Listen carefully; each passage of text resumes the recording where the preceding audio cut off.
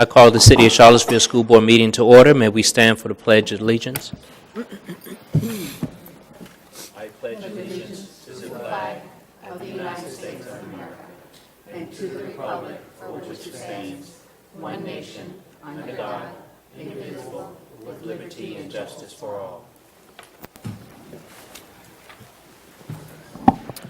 Madam Clerk, do we have roll? Yes, Mr. Chair, we have the roll. Thank you. May I get approval for the proposed agenda, please? So moved. Second.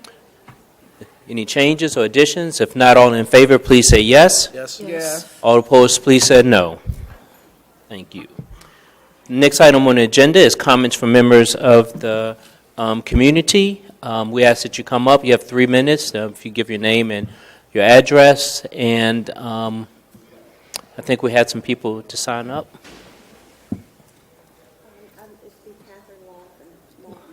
Lawn. I'll put it up here. Okay. Catherine, you're first. Okay. Hi, my name's Catherine Lawn. I live at 105 Robinson Woods here in the city, and I have an 11th grader here at Charlottesville High School. Hello. Hi, and I just wanted to come to say that I hope that in this meeting today that you will issue some kind of statement of both support for the student activism that's been awakened with the recent shooting in Florida for the walkouts. I hope that we can find some way for teachers who wish to participate as activists as well. And I would love to see the school board come out with a strong statement asking for real action on gun violence. Other school districts around the state have done so, and I would feel proud if Charlottesville would do so as well. Thanks. Thank you. Thank you. The next person we have is Althea Royal.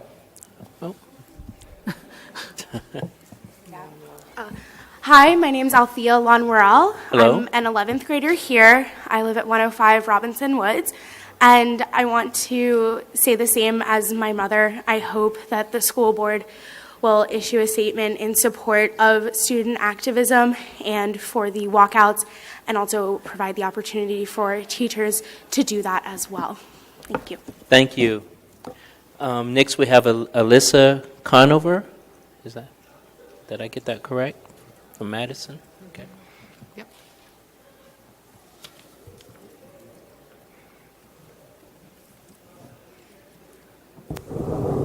I'll be voicing for her. She's deaf. Okay.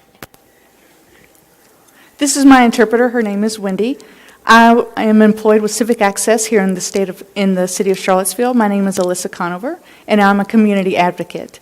This is my first time attending a school board meeting, so first off, I would like to tell you hello, and thank you for the opportunity to come and speak before you.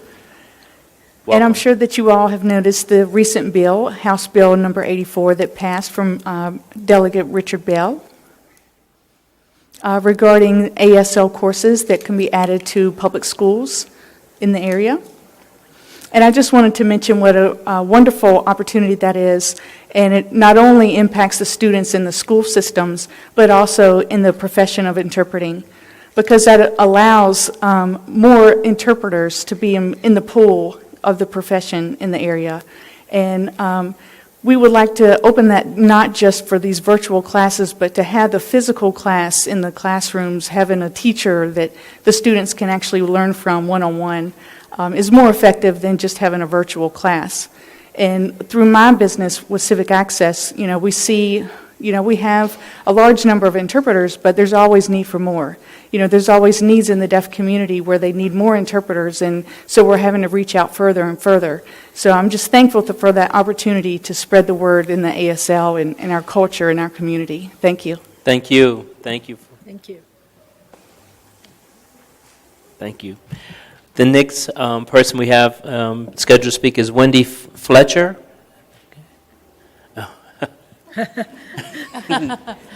Well, I am a parent of a student from Stuart Staff High School, and I have a deaf family.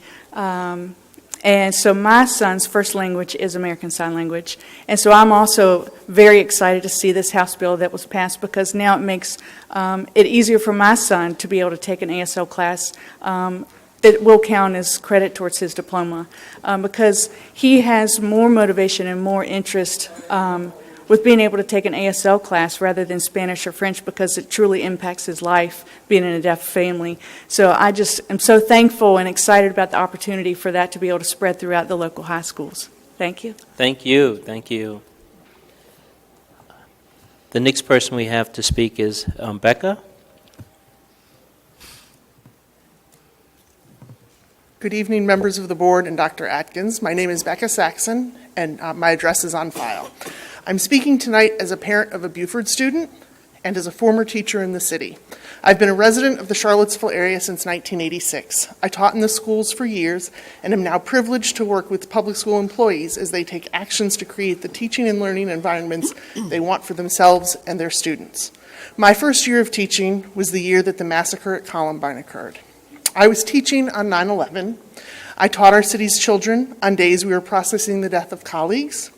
I went to work the day after a student in our city was accidentally killed by a sibling who found an unsecured loaded gun. This year has been, in my experience, the hardest year our schools have faced in the 30-plus years that I have lived in this area. Our students and teachers have been traumatized by the events of this summer. They witnessed the firepower that people have amassed in their homes and watched people parade those weapons in our streets in opposition to our community's vision for an inclusive and equitable future. And then they saw the horrific mass shootings that have occurred this year, most recently 2 weeks ago in Parkland, Florida. I have had countless phone calls from teachers across Central Virginia since Valentine's Day asking me what is going to happen to end this crisis. And now, students, parents, and teachers are looking to you, the City School Board, as the stewards of our public schools, to show the courage and bravery and leadership to take a stand on this epidemic. The time for moments of silence and vigils is long past. We need action, and our students are looking to take that action beginning on March 14th. I understand the safety concerns, but if anyone understands the dangers our students face, it is them. They have spent their childhoods learning that they aren't safe, that danger awaits them at school, at church, in movie theaters, at concerts, on the steps of their public library. They aren't looking for your permission, and neither are their parents. They're going to do what they're going to do. They are looking for you to join them in solidarity as they construct the future they deserve. I strongly encourage you to take action tonight to show your strong support of our students. Thank you, Becca. That was all that we had, that people had signed up. Are there others that would like to speak? Okay. There will be another opportunity later on the agenda. The next item we have on the agenda is opportunity for board members' comments, and I will start with at the end of my right with our student representative, Frey. Would you like to? Hello, everyone. I'm really excited to be sitting on the board with you all. As part of our responsibilities as the student representative to the school board, we feel it's incumbent upon us to speak on what is happening at our schools. Throughout the month, the Black Student Union and Young Liberals partnered together to sponsor a lecture series on Blackness. During this initiative, we hosted 11 community members and Charlottesville luminaries to discuss everything from the intersection of Blackness and queerness to the events of August 12th. Additionally, this year's Black History Month Assembly celebrated African American history and reflected on activism, particularly the intersection of sports and social justice and current racial issues such as police brutality. On February 13th, the Charlottesville High School Investment Club celebrated an $83,000 partnership with the CFA Institute, opening a revamped AVID classroom and promising to continue work in diversifying both extracurriculars and investments. Our month's recommendations to the school board include the following: commissioning a Charlottesville High School Student Advisory Board to ensure the accessibility of and diversity of extracurricular activities at the high school level, and recommendations to the school board. Finally, I would be remiss not to speak about school safety. I speak now not as a member of the school board, but as a member of the community in saying that we are all very scared. And coming to school has become something that is frightening. And in recent polls, we know our teachers are scared as well. And what we need from you is A, support in our walkout, and B, concrete legislation to help us come to school and feel safe, whether that be deadbolts on doors or bulletproof vests that no teacher should have to wear, but they might just have to. We really do. We need something from you, and I hope you will give it to us. Thank you. Thank you. Thank you, Frey. Lisa, you have any comments?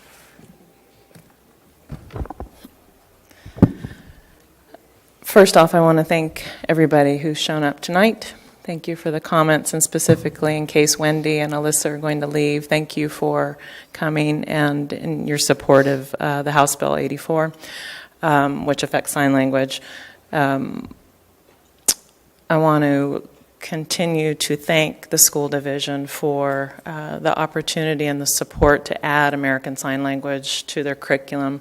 My daughter happens to benefit from that, and she is an example of a child who has been able to take sign language, and that does meet or is meeting her foreign language credit. So I'm very grateful for the division and their ongoing support of that. I also hope that at some point we can fill a classroom and find a teacher for that. I know we have tried, and I'm sure we will continue to do that. But I do feel like there are so many kids who would benefit from sign language, and Alyssa and Wendy spoke very eloquently to that. So thank you both for showing up. Frey, thank you for your comments. I know there's a lot of emotion around the topics of campus safety and school safety, and I know we're going to hear more about that tonight.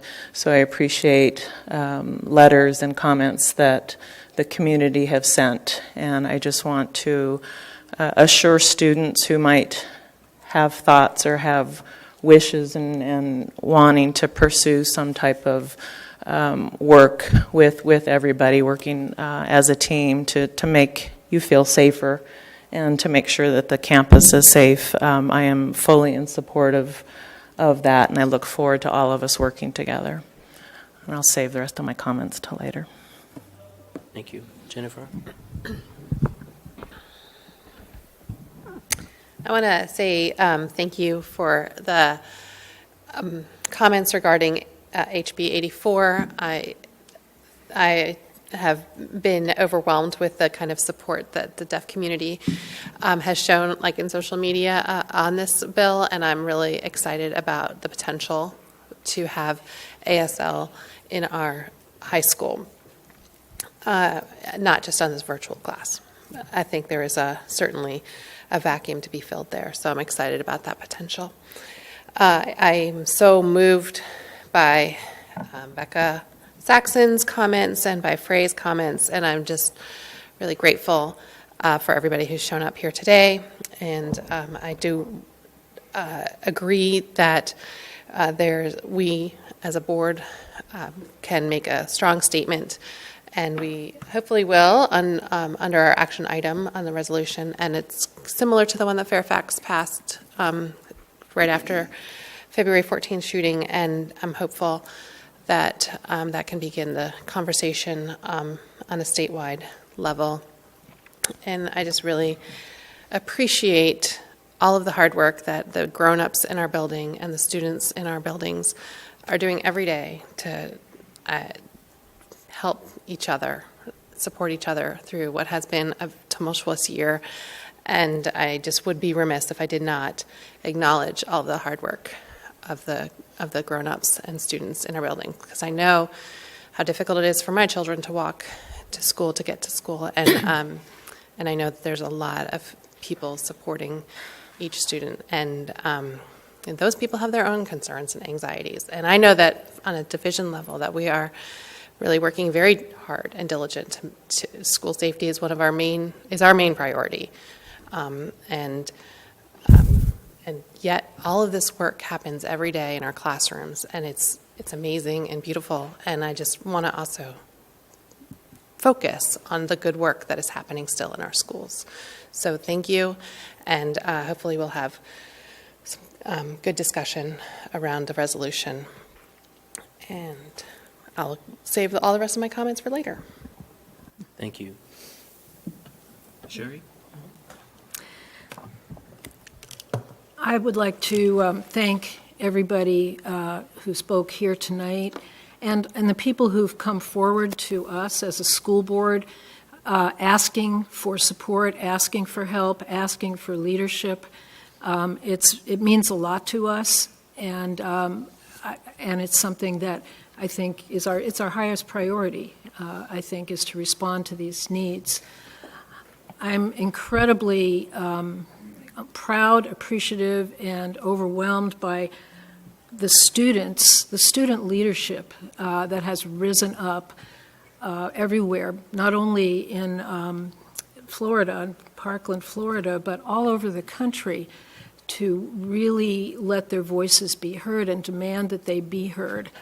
And we all know, those of us who've been around a long time, like I have, know that it's very common that nothing happens. And I think that this is the only way, really, to keep doing this and keep demanding that we hear you. And so I'm so proud of you guys here. I wanted to mention a couple of other things that I've done. I want to say, Becca, it's been a rough year. It really has. I'm feeling it, too. For the whole community, it really has. And, I do appreciate everything our division has done and is doing. And we'll be talking more about this in a little while. But I attended the Equity Conference, the National School Board Association, along with several other of my colleagues on the school board in Washington, D.C., and really, for me, I'm still on this learning curve here, so really learning about what equity in education really means and what it doesn't mean. And that was a really valuable experience for me. I went to the Soul Feast at Clark School, which was an amazing, feast for both body and soul. And what a great school spirit they have there. It was wonderful. It really was. I've attended the film I Am Not a Racist, Am I? Is that the right? I Am Not a Racist, Am I? Not once, but twice. And it was shown here at CHS, and it's been shown around our community. And, it's a very, very important dialogue for us all to be having. And so I probably could use one or two more screenings of it. You pick up things after you watch it more than once. But it's a really important documentary. Attended the wonderful ribbon cutting that Frey spoke about, the CFA Institute and AVID program.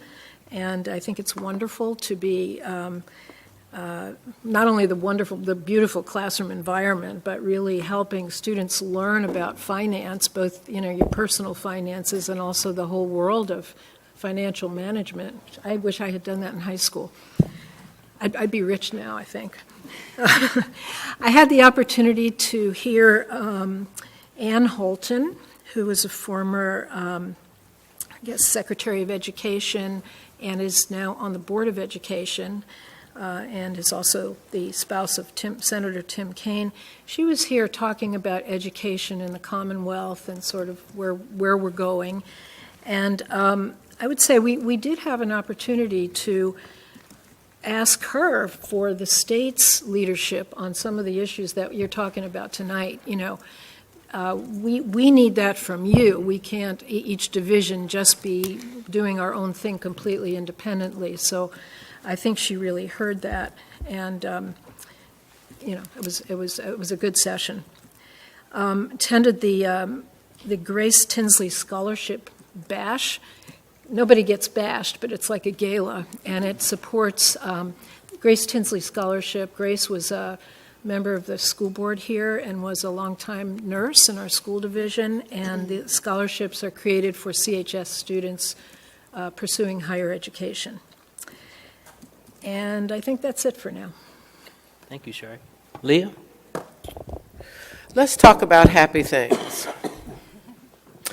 I am on the PEF board, which is the Public Education Foundation board, and we had a marvelous luncheon. And our students from Beaufort Middle School and our avid students from CHS represented us proudly.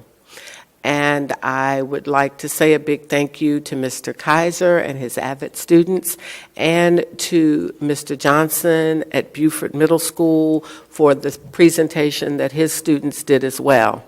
And because of the roaring success from the PEF luncheon, the AVID project has taken wings and taken legs, and it is going to be the basis for our next year's PEF luncheon. And the funds from the luncheon go to fund a project that we do with students during the course of the summer. And this year, Professor Larry Richards from the School of Engineering and myself are spearheading a project this summer for middle school students from the county and the city, and they will be getting various experiences in STEAM, so science, technology, engineering, math, and art. And these are all things that we are concerned about and we are trying to encourage our students to continue to do. Just when you think you're tired and you can't pull it out and you can't do something else, someone asks you, are you coming too? So you take a deep breath and you muster up your strength and you go to the final performance of South Pacific, and it was marvelous. So thank you to some of my high school friends that thought I knew. They had various parts and or activities in the play that I didn't know about, but I was there. So thank you to everyone for making that a really meaningful experience from the standpoint of seeing this was the final performance, and everyone, with the exception of one person, had been in every performance, and their voices sounded on Sunday afternoon like they did on Thursday. And you say, how do you know? Because I sat next to someone that was there on opening night. So that was a good thing. During my travels and various and sundry things that I've done with the school board and many opportunities that I have been afforded by the school division, I had a brief opportunity to meet the superintendent in Florida. And it was just a passerby. We just had a conversation. But when everything happened a couple of weeks ago in Florida, not only did my heart go out to him as the superintendent and the families of all of those affected, I thought about the tremendous burden that our superintendent carries. And she doesn't have as many students and staff members as he does, but it's the same. And with grace and dignity, no matter what comes before our school division, she rises. So you are a phenomenal woman, and thank you for allowing me to serve. And I know that whatever faces this division, it will be in writing, and you will be there, and our students are going to be okay. Thank you, Ms. Maria. Thank you. Adam? I'm not going to repeat. Thank you to everyone who spoke this evening, and I don't know if I can say I'm excited about the conversation we're going to have tonight, but I look forward to it, hopefully, that we're going to come to a good place. You are excited. Well, it's not something one wants to get excited about. Yes, it is, because you want to make sure that. I want to thank everyone as well. I mean, not only are we school board members, but we're also parents, and Frey's comments are heartfelt. I know as a parent, we all see not only our students and those children that we see, but our own kids. And, we take this very seriously. And I am looking forward to our discussion tonight. And I think it's also our job as a school board to help members of the community understand who else they can be advocating for their needs. And actually, I was on the phone a lot this week, or a couple weeks, with many school board members across the state. And we started realizing, the General Assembly, the committee that deals with this is the members of the militia, police, and public safety. So I went through and downloaded all of their contact information. I made a bunch of copies. If anybody's interested, these are the members that discuss these issues and decide in committee whether these go forward. So I hope you will avail yourself to these members and advocate appropriately, as all of us have been doing. And other topics, we had a really busy month. Wow. And many of the meetings I went to were really full of a lot of information. So I'm actually wondering if you would like me just to wait until the end, or, yeah, should we do that? Yeah, okay. Thank you all again for being here, and I'm going to put these on the edge of the dais over there.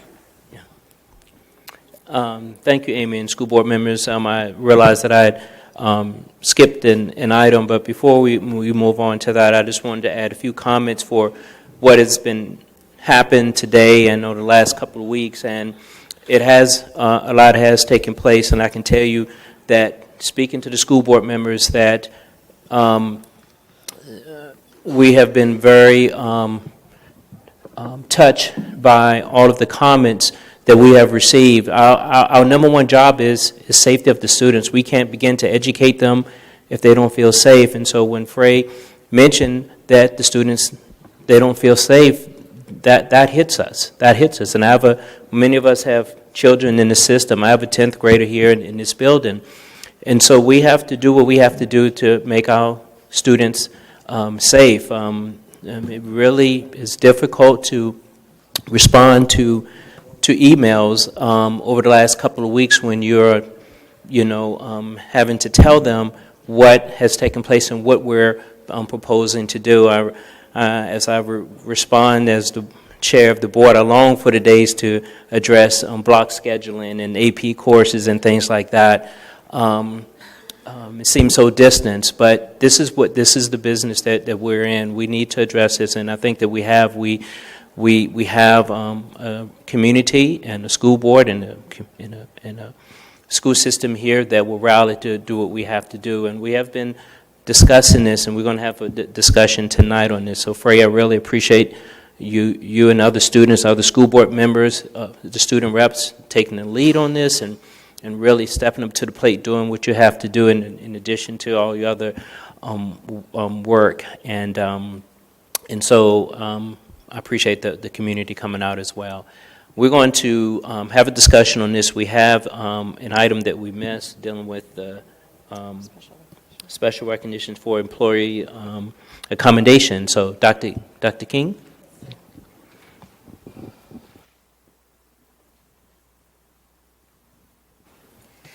Good evening, Mr. Chair, school board members, and Dr. Atkins. Good evening. Good evening. The Virginia School Board Association Employer Commendation Program is designed to thank the employers of school board members for providing support, encouragement, and time that is often needed to perform school board duties. This year, school board member Leah Poirier recommended for you to recognize the Associate Provost for Academic Support and Classroom Management for the University of Virginia, and that is Martha Stewart. And I believe she's here this evening. If you would please come up and join me. And I would ask our superintendent and our school board chair as well. You've already received your certificate, but at this meeting, we wanted to recognize you. So thank you so much for supporting all of us by supporting Ms. Puryear. We really, really appreciate it. No, I'm happy to. I'm absolutely happy to. It's a full-time job. Oh, I don't know about that. Thank you so much for your support. Thank you. I have to say, I will say that we consider Leah's service in this role as to be her professional development relative to her job at UVA, leading Upward Bound. And she does a great job in that role, and we also know that she brings back her service and her experience to the city to her job at Upward Bound. So it goes both ways, and I'm very happy that I am associated with Leah and we work together. Thank you. Sorry.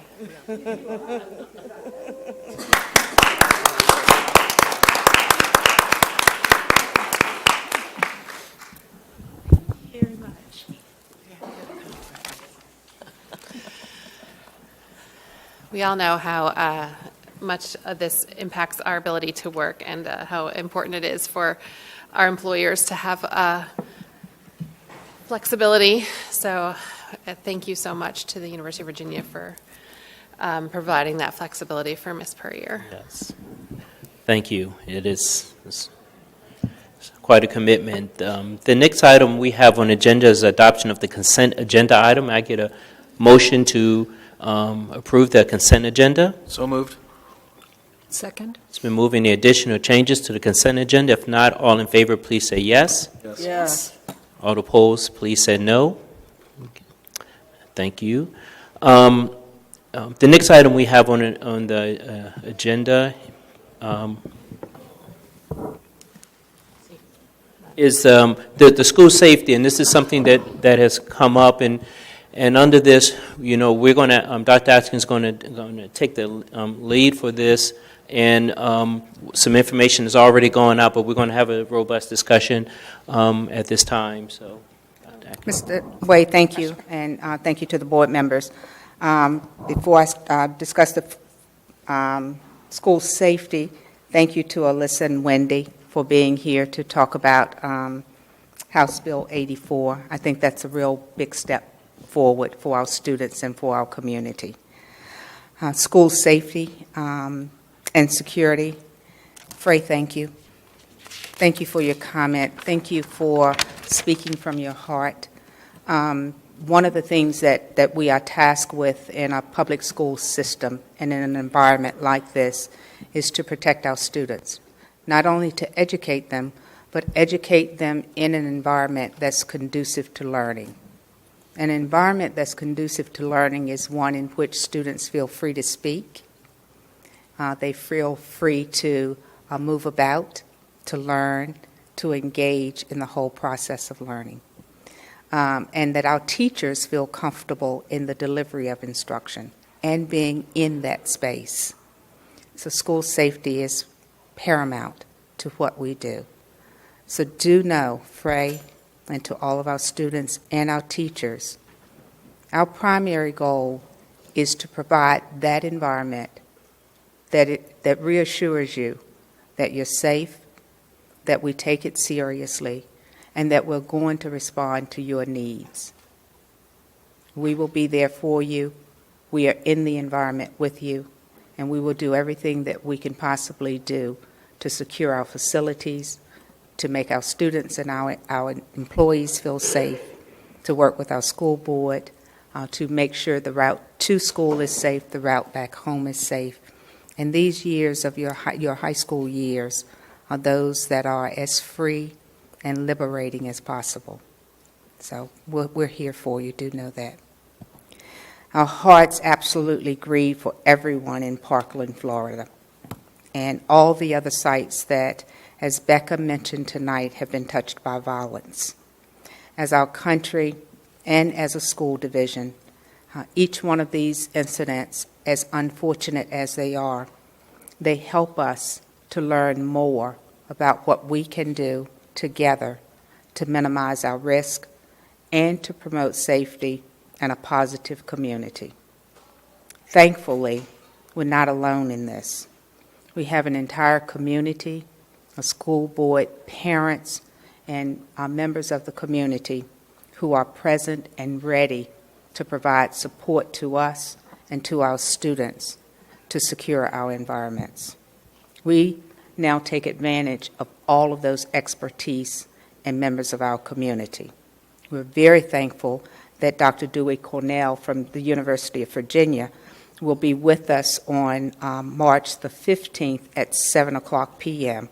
And he'll hold a community forum along with some members of our staff to discuss some proactive steps to ensure the safety of our students and our community. And we will talk about some of the initiatives that we have underway very globally to ensure safety. In addition, we are aware of some upcoming dates across the nation about student-led events related to school safety and gun violence. at Beaufort and Charlottesville High School here in our own school division, teachers and administrators are currently working with student-led groups to make sure that we are creating an environment in which we can respect the voices of our students, give them an opportunity to have a voice, and to give them an opportunity to exercise that voice in multiple ways.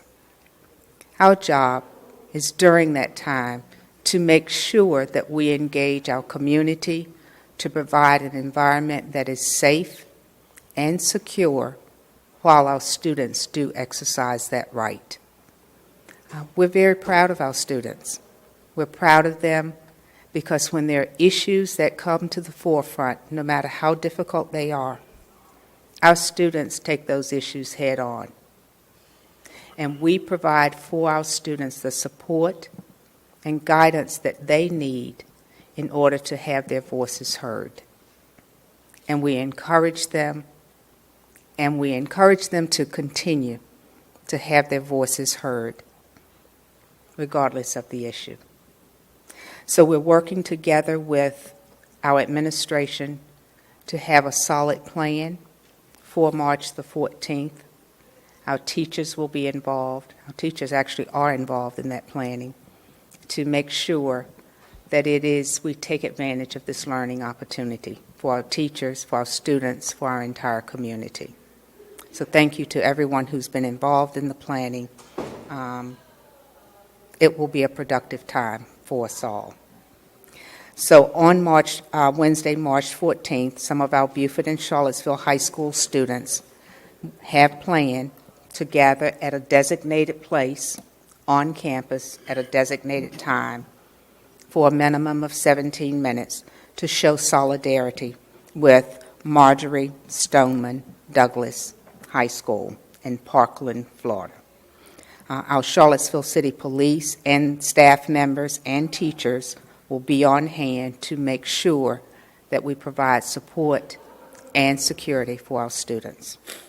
We will remain in communication with our student leaders about future events, and it is our goal to use occasions such as this as a teachable moment for our students.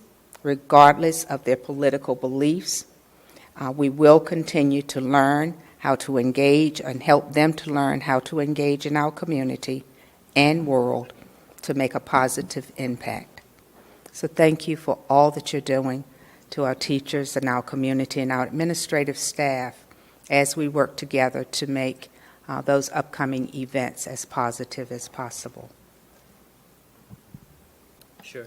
Just a question. I'm wondering if Walker School is going to be involved at all. I was hearing from some parents who are telling me that there are some students who really want to also to have an opportunity to join this event. That's a good question. What I'd ask is if those parents will give me a call or email me. And I'd like to also say thank you to the parents who have sent us emails. I know this is an anxious time now for our parents.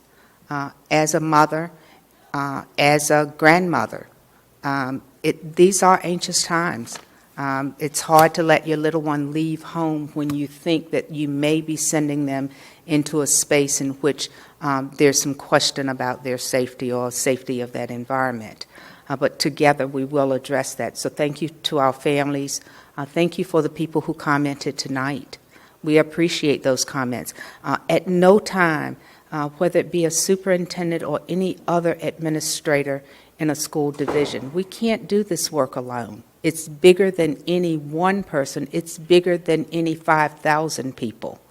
The only way we will get to address these issues is there are tough conversations to be had, very difficult conversations where legal counsel may be speaking on one side and in one ear, and students and other groups are speaking in the other ear. And what we have to do is balance those conversations. And always, with every decision that we make, keep students at the center of our decision-making, what's in the best interest of our students. So thank you for the support, thank you for the tough conversations, and thank you for realizing that no one can do this alone. Any school division, any superintendent or administrator who thinks that they can do this in isolation has just made a critical mistake. So we will work together. If they will give me a call or an email, we certainly can do that. Yeah, I think the other thing, so you are working with administrators to come up with a space with the student leaders right now. We are. And then I think the other, like I said to you, I think this is the 3 components. And I think the second component then is the holistic view of safety in all of our schools, which we're going to be talking about in March 15th, actually. Yes. And if you could just, unless anybody has anything more about the student-led, yeah, okay, then I want to go to that. Dr. Atkins, will teachers be able to express themselves during the walkout by walking out as well? We're working with our teachers now. Our first priority, as we said earlier, will be the safety of students. So during the time that we are providing care and guidance for our students and support for our students, our full attention will be on our students, and that will require everyone. When you really think about it, when you leave, you have an event like that that's pretty open. We could have 50 students that want to express themselves, or we could have 1,200. That's a lot of students. So, and we have a pretty large campus, so we will need all of our teachers to be a part of helping to provide that support and guidance for our students at that time.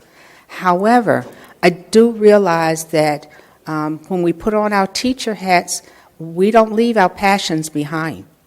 So teachers are not going to be leaving their passions and their thoughts and their feelings about this issue behind. So they will be, for the most part, they will be as passionate and as engaged in this as our students will be also. So as we work through this, we're going to come up with mechanisms, hopefully, where we can find a space for everyone in this process. However, our first priority will be protecting and taking care of our students. You're welcome. Any other comments on the 14th? We will be meeting on Tuesday with administration. So the principals currently are gathering information from their buildings and drafting. They just about finished drafting their plans. After that, we will have a division-level meeting with those administrators and teams on Tuesday. After meeting with them, looking over those plans and solidifying those plans, we also then will meet with community agencies, including Charlottesville City Police, to talk about what it may look like and what we may want to expect. And the police will help to give us guidance, and we also will work with them and tell them what we're planning.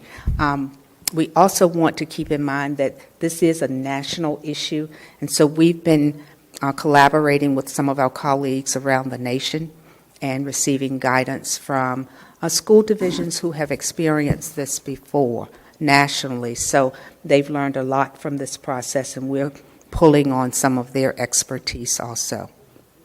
So this issue is very dynamic. It seemed like it was changing hourly, for the last couple of days, and it's still not finalized. So we just want the staff and students and parents to know that we hear you, we understand your passion, your need, and your desire to effect change. And I think that this is a critical opportunity to do that, and we're here with you. We're beside the parents and the students, and we think this is a great opportunity, and we're going to give you that space, that opportunity to express yourself. But again, our number one priority is safety, and we have a lot of collaboration to do to make that so. So, other comments about the 14th? Dr. Atkins, I know you said you were working with various groups. There are going to be children and instructors that are not supportive of this effort. as well as having persons that are. Are we looking at both sides? You may have a group of instructors that are willing to be with the students that don't want to protest. On the flip side, you may have a group of instructors that want to be with the students that are protesting. So do we have guidelines for both sides? Because there could potentially be people on both sides. That is an excellent point. I think one of the comments that Becca made was that we are an inclusive community. And so that does not stop at with this issue. This issue has many sides to it. So it's just not one point of view.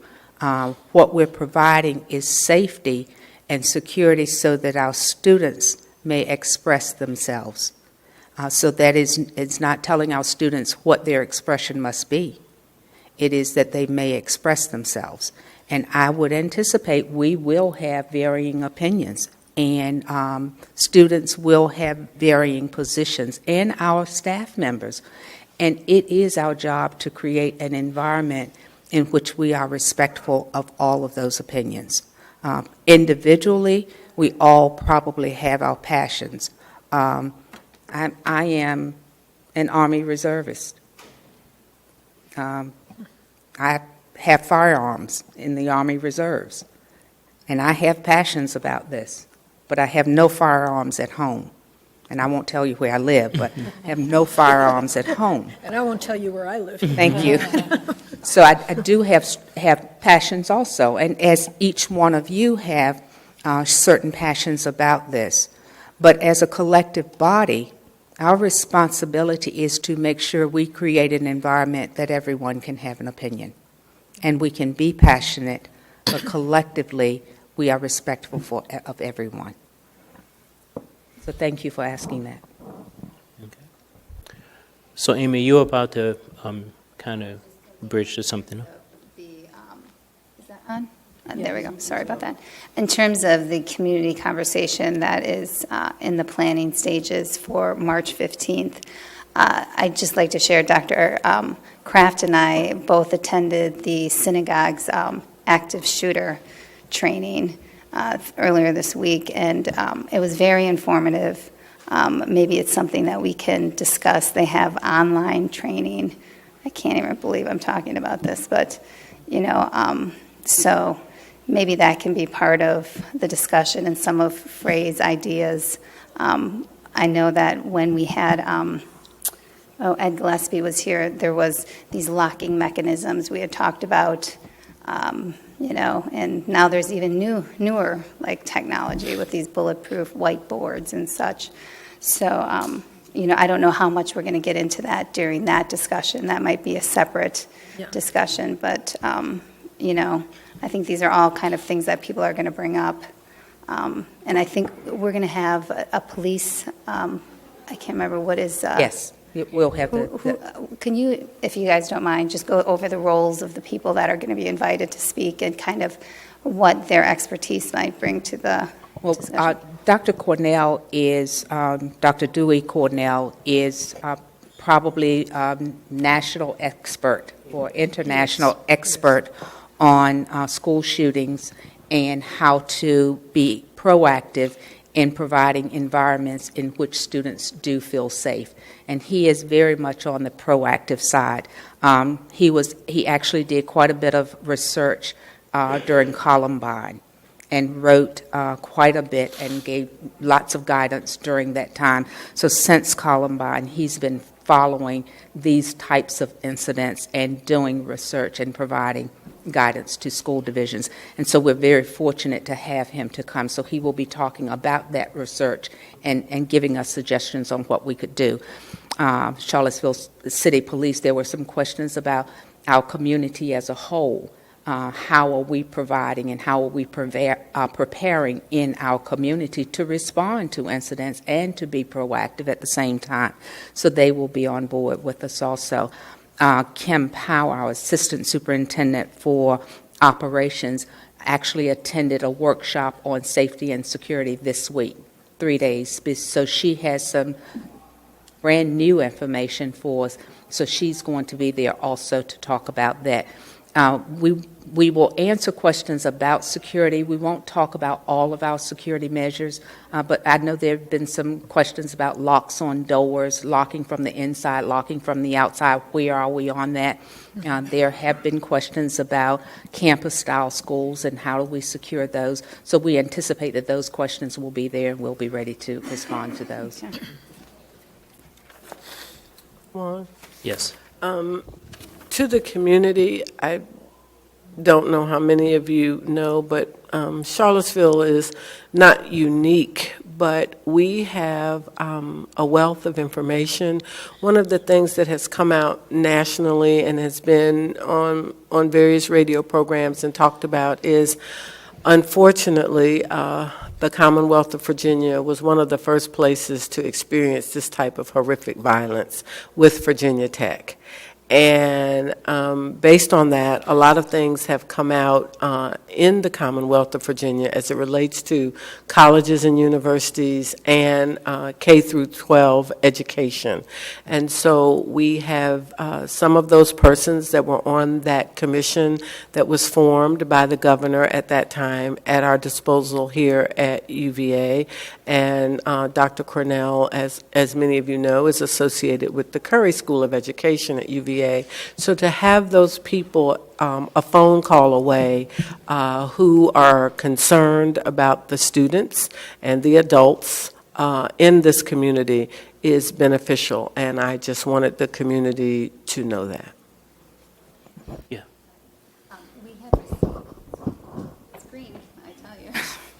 We had received an email from Elliot Harding about having a multi-jurisdiction safety. Green, yeah. So the thing is that it's open to a school board member and possibly one other person. So, but it's happening Monday, March 5th from 6 to 8, which is also the time that we're presenting the budget to the city council. And I know I had emailed Juan to ask if, I think we should have somebody at that meeting. It's going to be police, Commonwealth's attorney. So we will have, Charlottesville school system representative Okay. there. I didn't hear if somebody. Ms. Lawford, we received, the administration received an invitation also. Okay. So we're working through that to have someone there. Okay. I would personally like to have as many school board members at the city council meeting to support the budget know. as we can, but, we all have schedules, so. I know. So I don't want just to wanna say bring the person who's going is not looking up right now, so Yeah. thank Is you. that Mr. Now he is. Henderson? Mr. Henderson will be attending that meeting. Yes, he will. You missing a budget meeting? Thank Okay. you. So I'm sorry. So is anybody from the school board going? I'm not sure if anyone from the school board, we will have city school Staff. represented there.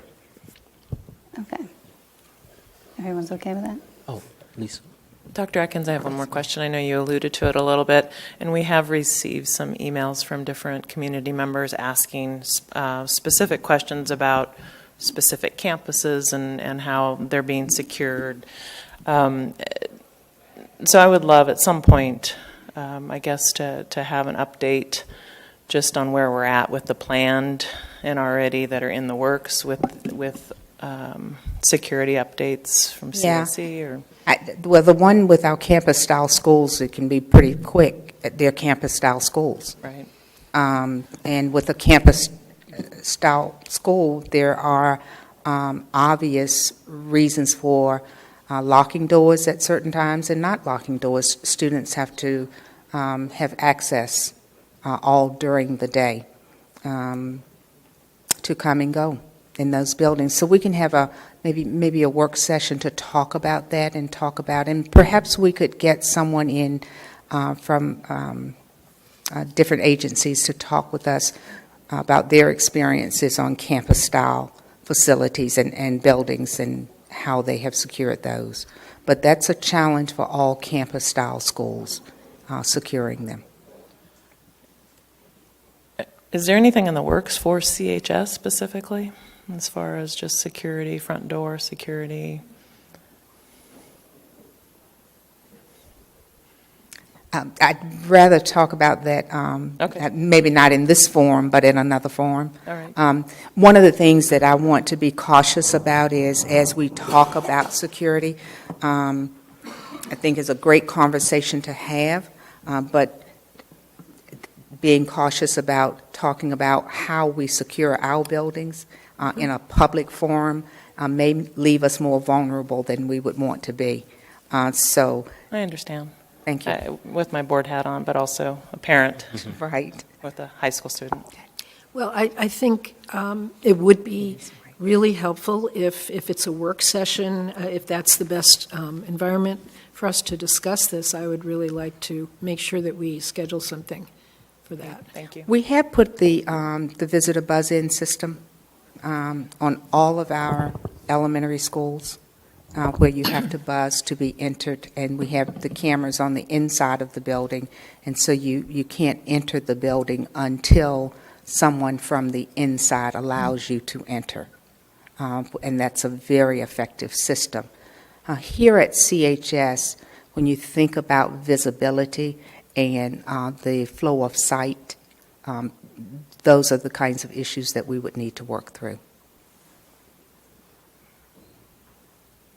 So it's a very difficult issue because we want to let the public know that we take security very seriously, but we can't say everything that we're doing, and it's particularly the campus style buildings. It's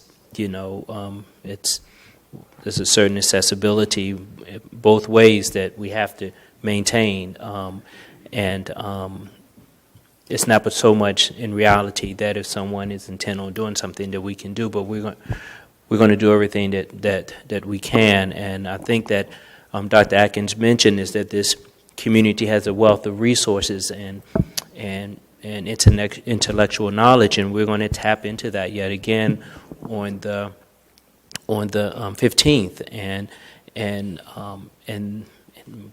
we get also, we know this, experts that live and work in this community that willing to share their information with us, and we take advantage of that. And I think that on the 15th is going to be an open dialogue with the community, because some things that we think that we want, and I found this out at a meeting that we had here at the PTO meeting a couple of meetings back, that everything that we think might be safety, but if we present it, some parents may, it's not going to be mutually accepted. So it's going to have to be a dialogue with the community and the school board as to what we think is best. But what I'm encouraged by is that everything that we do, I know that on both sides, whatever sides it is, that everyone has the safety of the students as their ultimate goal, and that's encouraging. I think as long as we all have that as the final goal, I think we'll be fine. We'll come to a resolution that may not be happy with everyone, but I think that will be acceptable. I'll just also add one thing that's kind of, thank you so much for your statement. I thought it was just really powerful and very important, and I hope that our community can see how just fortunate we are to have your leadership here, because I know the tightrope that you're walking, and I just really appreciate your efforts and the time that you've taken on this very important subject. And also just to say to the community that this is not just Dr. Atkins or our administration or school board, it is our community. If you see something, you have to say something, and it's just our administration and our division is going to react, and it's just and work to solve problems. And it's not just going to be about locked doors. It's not going to be about buzz-in systems. It's going to be about relationships. And so we have to maintain our relationships with each other and just acknowledge that if we see something that's a little off, that we are willing to go to an adult or go to a mentor, anybody, and Dr. Irizarry, Dr. Atkins, anybody here, and say something, because that is really how we can solve this problem, at least on the ground, before anything terrible can happen. So, thank you. Any other? Sorry, Frey. Hi. I will say on the community updates piece, I do understand the safety issues with completely disclosing what we are doing to keep our schools safe. From the students and teachers I have polled, however, recently there has been a call for transparency. I have a quotation from a student here saying, "It's important for teachers and administration to tell students the full and detailed plan for what to do if something like that, like an active shooting, were to happen. We are often left out of the loop when it comes to what is happening during lockdowns, and that makes it harder for us to feel safe." So something like continuing in engaging students and teachers in the forum that you all are hosting, but throughout the years would be incredibly beneficial, I believe. Are you saying the students are asking for more specific and detailed information about what to do in situations? Yeah, and what teachers have already planned to do. What okay. Mhm. I have a question for Frey. Yeah. Frey, I appreciate that, and I appreciate that piece of data, that data point. And I'll follow up on Dr. Kraft's comment. So from what you're hearing from students, students would like to practice this more often, have instructions on what to do? Yes, we would like more instruction, we would like to practice it more often, and we would like our teachers to feel safe as well. So tell me, Frey, what it is that you would like to practice. My child does not want to practice more. Unfortunately, practicing lockdowns is absolutely no fun, but also knowing what to do in the event of a shooting is something that can make you feel safer. So just if teachers, often when we go into a lockdown, we aren't told if it's a drill. Oh, actually, we are told if it's a drill. Sometimes there is lockdowns that happen, but we have no idea for what reason they are happening. Right. And being more transparent with us and letting us know, what the actual threat is, puts agency into our hands. So, Frey, And I with that completely thought- understand the reasons that teachers and administrators do not feel comfortable telling us. There are certain times where ignorance is bliss and ignorance is safety, but there are times where students really do feel like they need to know, and I would encourage teachers and administrators to feel safe to tell them. So when I was going to high school, we loved not knowing. But we're in a different day and time. So, Frey, do you feel that your thoughts on practicing an active shooter event as a student would be the opinion that most of your colleagues, your student colleagues, would have? From what I'm seeing, that's a very common response from students and from teachers. This, of course, is not a school-wide survey. Only 22 students have responded, 35 teachers have responded. Out of the, but that is okay. out of 1,200. Okay. But from what we have, we are hearing that lockdowns and transparency is something that we would like to practice. Then I'm glad to hear you say that. I think that's something we need to explore a bit more and gather a bit more information so that we can help students to feel during those times, lockdowns, whenever they occur, that we've given you the right amount of information to help you feel, have confidence in the process. Yeah. And I think that's what you're looking for, the confidence in the process. Thank you. One more question. Is part of this, on the part of the students, wanting to feel more certain that teachers know what to do? Okay. And right now, you're not sure whether teachers in a shooter situation really would know how to handle that?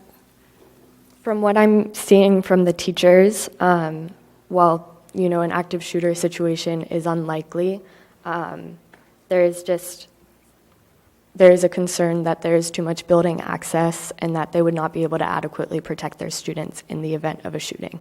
Okay. And so I think it goes hand in hand. We need to let students know that they are protected, and we need to involve teachers in the process to really let them know what to do. And I know the school already does this already, but I'm just bringing attention to it for the reasons at hand. We appreciate this. I think this just goes to highlight that this is not a one discussion type of event. It will not be a March 15th event and we're done with it. This will be an ongoing opportunity, an ongoing event that will develop over time, and that we will certainly take all of that into consideration as we make plans for the future. Thanks, Frey. Are there other? Oh, I'm sorry. Well, Yeah. can I just, Lisa next. oh, okay. I'm sorry. Yeah, just quickly, I wanted to address, and I'm sure you're aware, but I mean, some of the readings that I've been doing, and I know we're all aware too, just differentiating lockdown drills as opposed to active shooter drills. Very different things. They are. A lot of research, in both of those as far as the pros and cons. And I'm sure,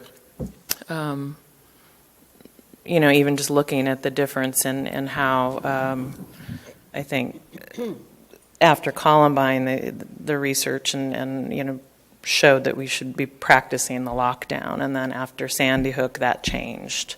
And became a different type of approach. So there's a lot of things, and I'm sure this is going to be part of our discussion going forward, but I think it's important to know, and if you're going to continue to poll, to find out if it's just better preparedness with lockdowns versus an active shooter type of situation. Thank you for that. That's a great Okay. Sherry? I would like to just mention again what Amy brought up a few minutes ago, and that was the training that we had at the synagogue. And this was somebody whose job it is to go around the state and consult with various types of organizations, agencies. I thought he was very good, and one of the things that he does is we'll do a physical inspection of any physical plant and come up with recommendations. And, he did that for us, and there were some things that, there's some things that are sort of obvious, but then there were other things that we hadn't thought of, and it was very useful. So this is his job, and you have his card now. I do. I would Homeland recommend Security, him, yes. yes. Thank you. Mm-hmm. I did want to just mention two things. One, I thought if we're going to have a work session about possible upgrades, maybe the CIP needs to be involved in that, Yes. Bringing the budget to bear on that. And then I would just like to mention, as a school teacher at 9/11, having to evacuate a whole school while the World Trade Center was literally falling in the streets, the debrief after that was really useful, and a lot of it came down to making sure that we knew who the student was that was in our classroom, because in the franticness of the moment, and then the after, when you're trying to gather everybody, that was the part where is everybody? So, as we're talking about this, that's kind of been my experience. I will tell you that those procedures we do have in place now, and technology has helped us with that quite a bit, so that we do practice that. And we have started with our administrators, we started during the spring, I believe it was, the active shooter, the very first part of active shooter training. And I even hesitate in starting to talk about that because it can cause quite a bit of anxiety when you're going through that training. So we had our Charlottesville City Police to come in and to start us very slowly down that pathway with our administrators, and then we will plan beyond that. Okay. I also just like to emphasize that this is a rare, thankfully rare occurrence, and it's out of an abundance of caution that our school board is so focused on this, at least, just to make sure that our students feel safe and our parents feel safe and our the faculty in the buildings feel safe. So I will also tell you, as we talked with Dr. Cornell to come speak with us, in each of his communications, he continues to remind us that school environments is one of the safest places that young people can be, even in light of this horrible, horrific tragedy that has occurred. He continuously reminds us that school environments are very safe places to be. And I don't think he wants us to lose sight of that. And I don't want our community to lose sight of that schools are safe places for students. But that does not mean that we will not respond, take this seriously, and provide security and safety and review everything that we have in place and add to it. Thank you. So thank you very much. So, Dr. King, if it was something we can take from this, is that one thing is that at some point we want to schedule a work session to kind of discuss as a board some safety issues and school issues, and there's no date on that at this time, but that's something that we want to make sure that we schedule. The next item we have is somewhat related to that as well, as a resolution on gun violence prevention. And we have, Jennifer, did you want to give a little bit of background on this? Yeah, so shortly after the shooting in Parkland, the Fairfax County School Board proposed the following resolution, and I would like to move this resolution in to get a vote from the school board. So in order to move it, I will read it, if that's okay with everybody. Yes. Okay. So whereas more than 150,000 students attending more than 170 primary and secondary schools have experienced a shooting on campus since the Columbine High School massacre in 1999, whereas from Columbine to Virginia Tech to Sandy Hook to Parkland, the lives of hundreds of students and school employees have been lost to the plague of gun violence, whereas among high-income nations, 91% of children under 15 years old and 92% of youth between 15 and 24 years old who have been killed by bullets lived in the United States, whereas nearly 24 children are shot every day on average, and more than 22 million children live in homes with a firearm in the United States, whereas Charlottesville City Schools believes that the health and safety of our students and employees is our highest priority, and that they will thrive in a vibrant, healthful, safe, enriching, and respectful environment. Whereas Charlottesville City Schools has prioritized improving mental health supports and safety precautions to prevent gun violence incidents from occurring. And whereas the responsibility for preventing gun violence incidents cannot be relegated to school districts alone, therefore be it resolved that the Charlottesville City Schools calls upon the United States Congress and state legislatures, including the Virginia General Assembly, to prioritize the protection of students and school system employees by passing legislation that more effectively regulates access to firearms in the interest of public safety, and that funds both public health research on firearms-related issues and mental health supports. I move that we pass this resolution. Okay.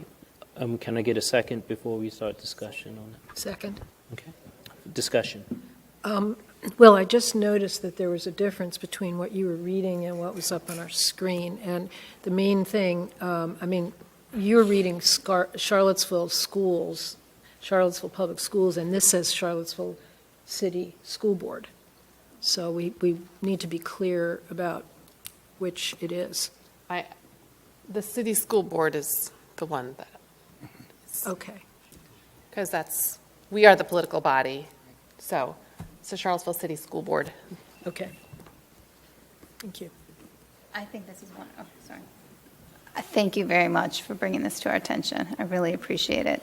And I hope that other school divisions sign on to this, and we're sending these to the General Assembly as a collective voice of advocacy for our children, quite frankly. There was a little tweak in the last sentence that I suggested, and so... I didn't see it. No, you read it. You read it. Great. But Apparently there's 2 copies now. No, I wanted to make sure that the funding part, that the way you read it, that it funds both research on firearms issues and mental health supports, rather than just saying advancing, because you can't advance without any funding. For sure.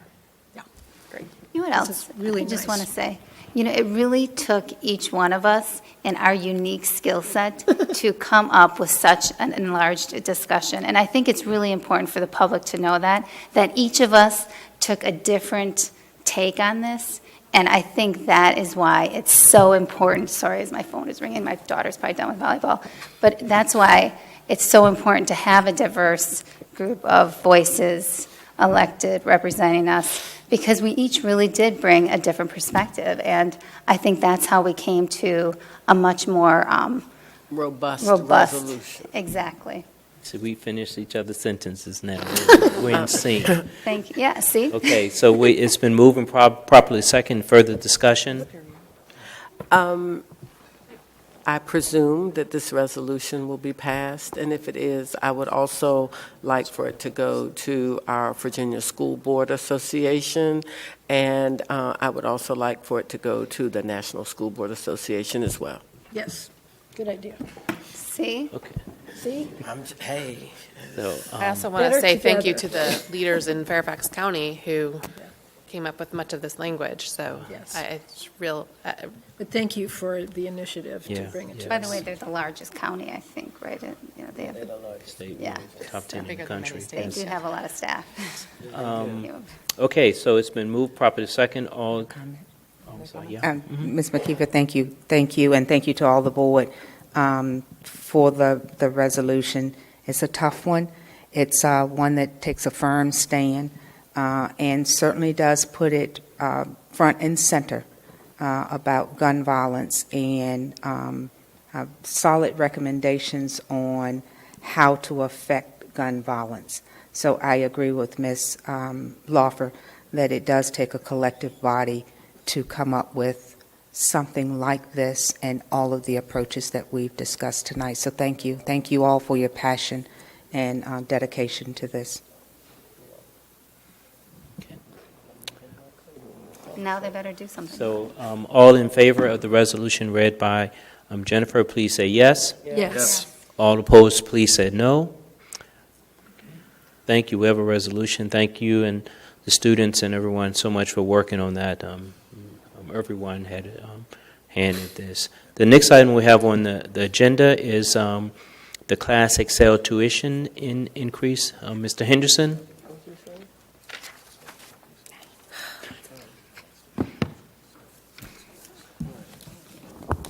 Mr. Chair, members of the board, Dr. Atkins. Tonight, Bev Catlin, Coordinator of Gifted Programs, ESL, and class will present information on the proposed Class EXL tuition increase.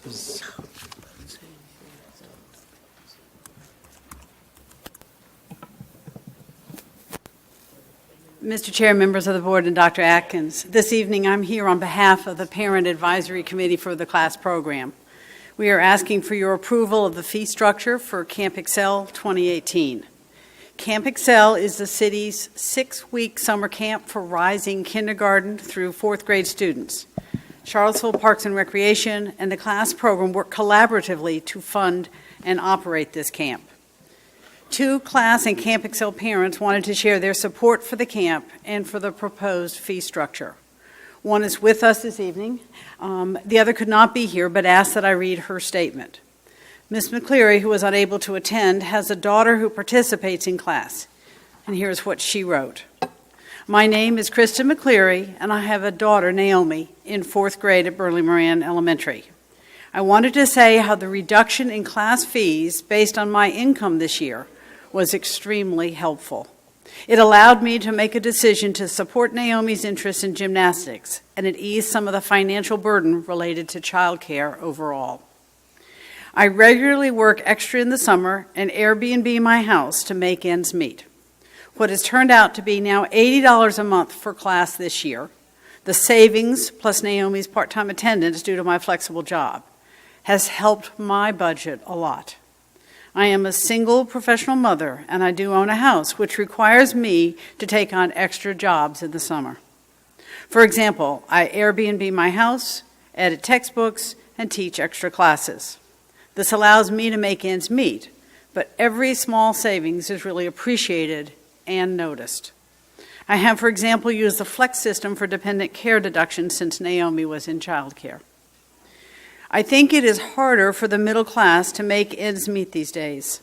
I do not drive a fancy car, but I do put extra money towards experiences that support my daughter's well-rounded development.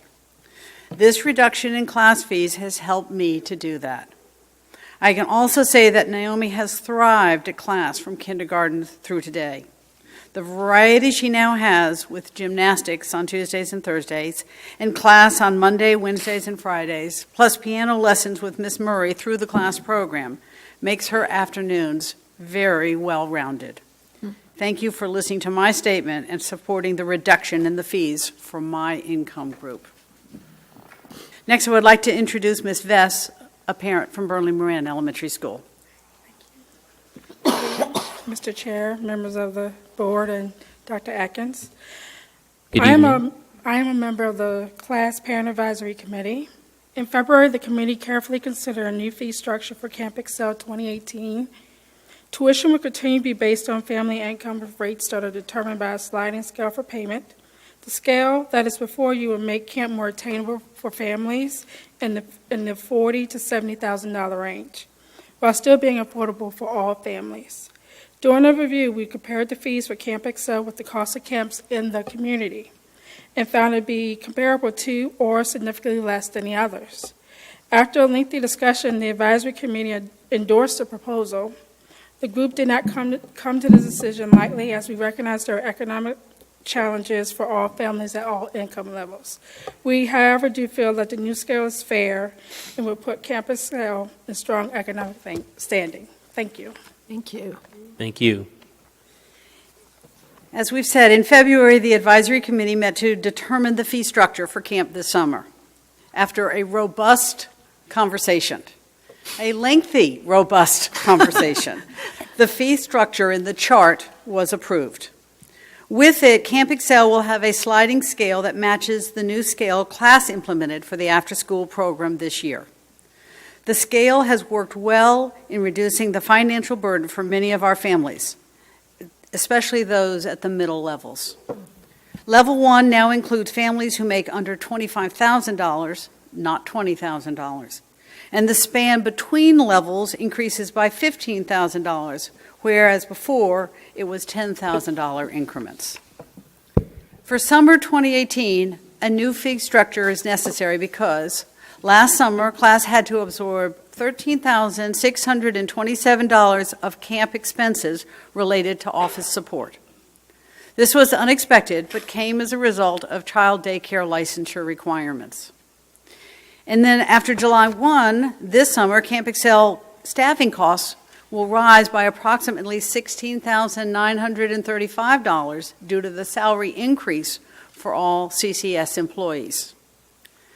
To determine the rates for the summer, staff use projected enrollment at each income level based on last summer's attendance.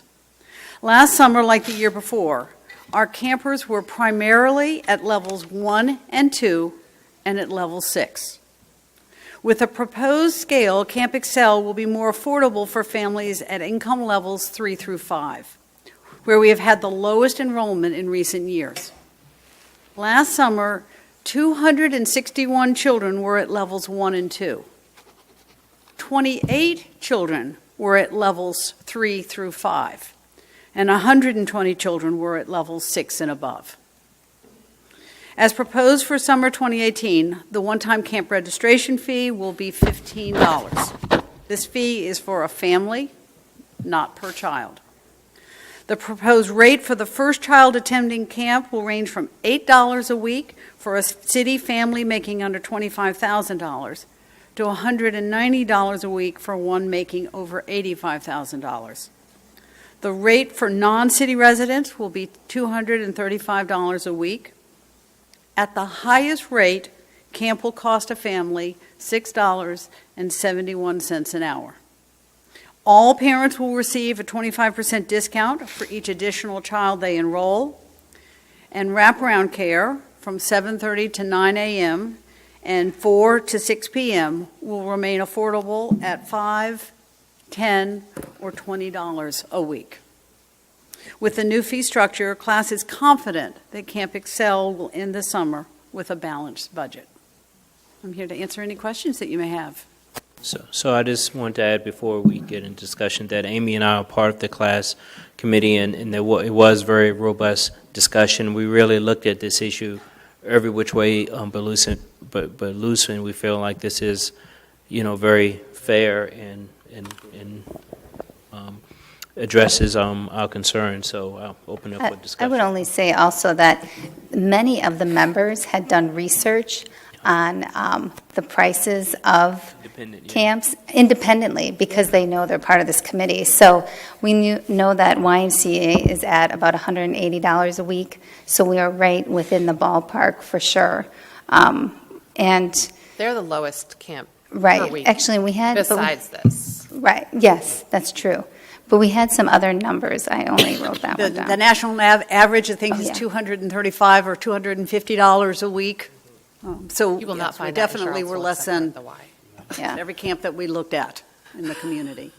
So I will just say it was a really robust conversation, and there was like background knowledge. And in my mind, when you look at this, you have to look at it in an association with something else to kind of help put it in perspective of what we are offering and other organizations are offering. Can you guys tell me, because one of the things that I heard in this report is that, we're just not getting the numbers we want in the middle income range, and given our city, isn't that not really that surprising? Because our city is so stratified, it'd be pretty hard to, the middle income brackets, there's just not that many people in that. We have, the city is already very stratified.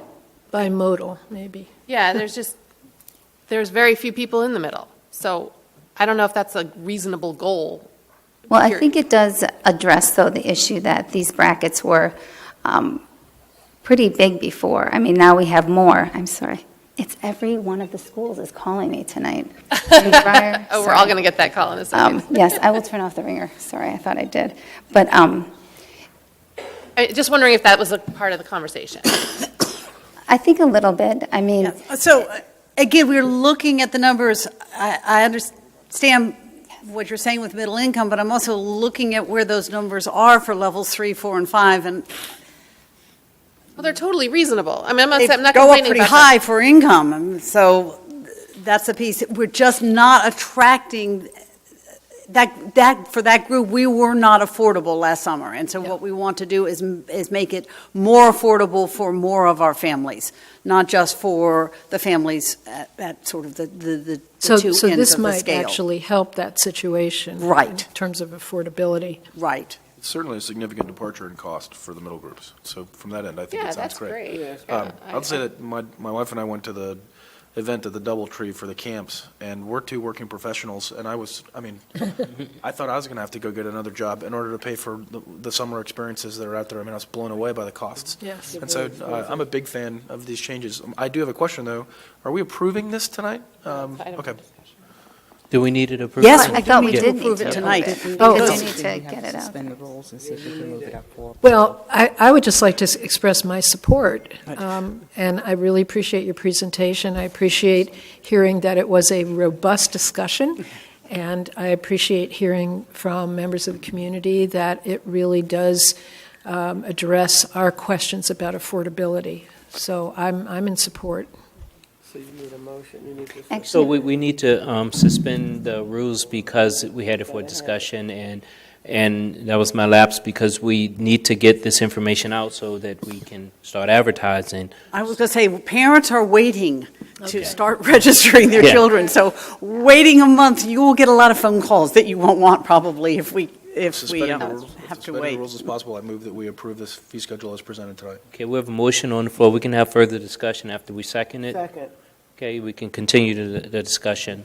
But we have a motion on the floor to approve the cost as presented by the class committee. So I'm sorry. Did you, Rose. I just had one question, Ms. Catlin.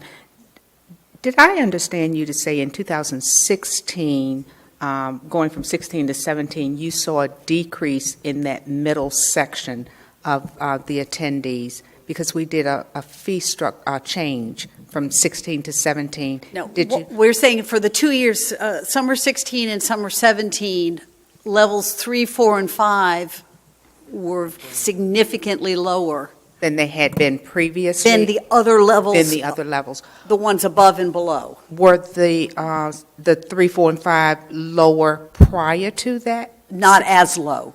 This has been slowly moving as we've had to increase, and we put more of the increase In the middle. starting at 3 Okay. than we did at 1 and 2. And one of the results of that is that the levels 3, 4, and 5 have slowly decreased. Okay. Thank you. That helps. I just want to remind everyone that we did have a generous donation from a community member last year to help give scholarships, and hopefully something like that will happen again. I know that meant a lot to some families. I know I personally heard from them. And then I would just like to mention that Ms. Vest, out of the 4 meetings I had that day, she was at 2 of them. So thank you so much for your advocacy. I mean, that's a lot of effort, I know. So. Thank you. Ms. Catlin, in future presentations, I think it will help those members around the board and those people listening and watching to have testimonials from your parents. Thank you. I would presume that some of the students may or may not be able to give testimonials, but from financial considerations, it's very important that people understand you see the benefits in your children, but to hear from parents that have been directly affected by this means a lot. And so I would like for you to continue that practice. Further discussion? I just had a question. Oh, yeah. Just had a question, please. Was curious if, I see how you've made those adjustments to levels 3, 4, and 5, and then also for the fee structure, and then also the brackets as far as the incomes. But did you look at...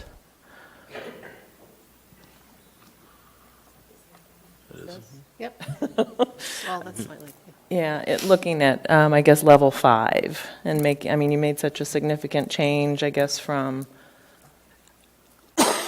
roughly 100 and, I guess what would be level 4. So from 120 weekly rate to 78. So the challenge is the income range for level 4 last year and the income range for level 4 this year are not the same. I see that. So it was finding, because we were crossing 2, we were looking at the prices from that perspective. So I see both of those changes, thank you. I just was wondering if, I'm supportive of potentially dropping that weekly fee down, but if you were to offset that a little bit at level 4, could we then maintain the same fee for level 1? The $5 fee. This is like repeat. I was in the audience last year. I remember this conversation. Yeah. Again, I always struggle with this. I think it's really difficult to come up with $48 if you're earning $25,000 or less, and you can earn $25,000 or less in this city and work full time.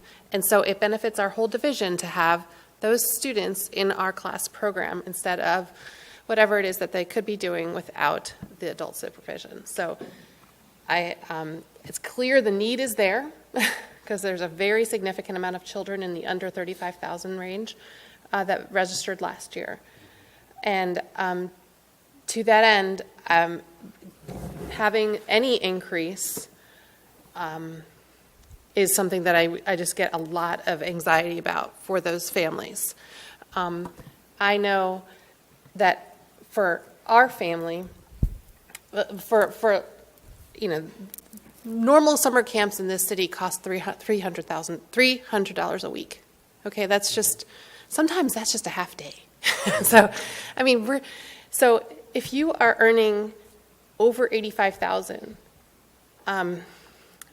we welcome you. We want you in our Camp Excel, but I would really like it if we could go to 196, so that the kids and families in income level 1 and 2 can be at the same rate as they were last year. I just think it's a lot to ask for people who are working full-time, multiple jobs, have multiple children, potentially. And it benefits us as a division. I feel very comfortable as a division subsidizing this for those children. So you guys talked about all this, I assume? It was a big, long, robust discussion. I will share with you, when we started this, we were looking at $10 for level 1, then we were looking at $9 for level 1, we've settled in on $8. Again, it's the number of children at a level that attended last year that determines, it's not just $2 here, we can switch that to $2 there, because if there were only 20 children at that level and there were 70 at this level, so we really worked, not big picture, we went dollar by dollar to try and find what we felt was a really appropriate balance with this scale. So we have a motion on the floor to have it accepted as class committee recommended. If there's a proposal to change, we need to get an amended, support for an amended resolution on that. So I'm not sure if I'm hearing from Lisa and Jennifer, you want to propose? I haven't proposed a motion. I would just like to see what Don't you we guys have to said. vote on what, this I feel motion? like this also has to happen, a conversation has to happen at this level to do this to our families. So it's reasonable that you guys had a great, good discussion there. I'm not trying to undo this, but I don't feel comfortable because of our income level 1 and 2s. It's just a lot to ask as a percentage of their income. I would be more comfortable. I know we had a robust conversation. Juan's going to. But if we did the non-city residents as more, because this is taxpayer money that's supporting this. These are our facilities, et cetera. And it is a difference. And honestly, just as, a lot of these camps, you can do it without having your tax-free. Like if you use your HSA or FSA, like there's ways that families who are earning more, use this. There's just ways that families, middle income and high income earners, benefit from these. So Bev, is there some changes that can be done to maybe non-city residents or those that are in level 6 that you can propose now that will address the school board members' concerns? When I look at the numbers, and that's why I put the numbers of how many attended last summer, there were 13 non-city resident children. So that's where there were 261 at levels 1 and 2. So what we would be talking about at raising one level to reduce at another is, I know it's I'm not doing just the we can math say, right well, now. So I've done the math. It looks like if we wanted to, by raising the level 1, the $3, you earn $387 using the same number of students attending. So if you wanted to offset that by raising the non-city residents, you'd have to raise it by about $30 per week using the 13 students. which is then assuming we are going to get those children to Correct. attend. Which, again, we want you to come, and we are competitive with any camp, except for the Y. And the Y, and thank you, the Y, I think that all of this, all the boats float. This benefits everybody. And I feel like we could raise the 190 slightly, and then the level 6 slightly, and then the non-city residents slightly, and we can not create the weekly havoc on our families at level 1 and 2. Mr. Chair. Oh, I'm sorry. I'm Adam and then Lee. Oh. Okay. I'm sorry. We have a motion on the floor. I think we either need to vote it up or vote it down and then come back with whatever, because a decision needs to be made tonight. So if people are uncomfortable with these numbers, they need to vote it down, and then we need to come up with a suggestion. And I think we need to be mindful that we've heard from 2 parents who were a part of this discussion, and I'm sure that their financial considerations were taken into consideration, their financial circumstances were taken into consideration, and I'm sure they talked to other people who had circumstances similar as theirs. Okay, thank you. Adam? I'm often very reluctant to enter into the fray after committees have talked through this and done this work. That said, when I look at the math, we're talking, I mean, hundreds of dollars total. I mean, $5 a week for 129 people is $600. I mean, it seems like there must be some kind of funding in the budget that, I mean, these aren't big figures. So I think maybe on a more global level, I'm happy to remove my motion if we're not comfortable to discuss that. But I still support my motion, but the other thing that I'd say is I kind of remember last year we had a similar discussion about this. Yes. Oh, yeah. What I think I'd like to find out, I mean, because realistically, just from those tuition revenues, we're talking about $28,140 in 2017.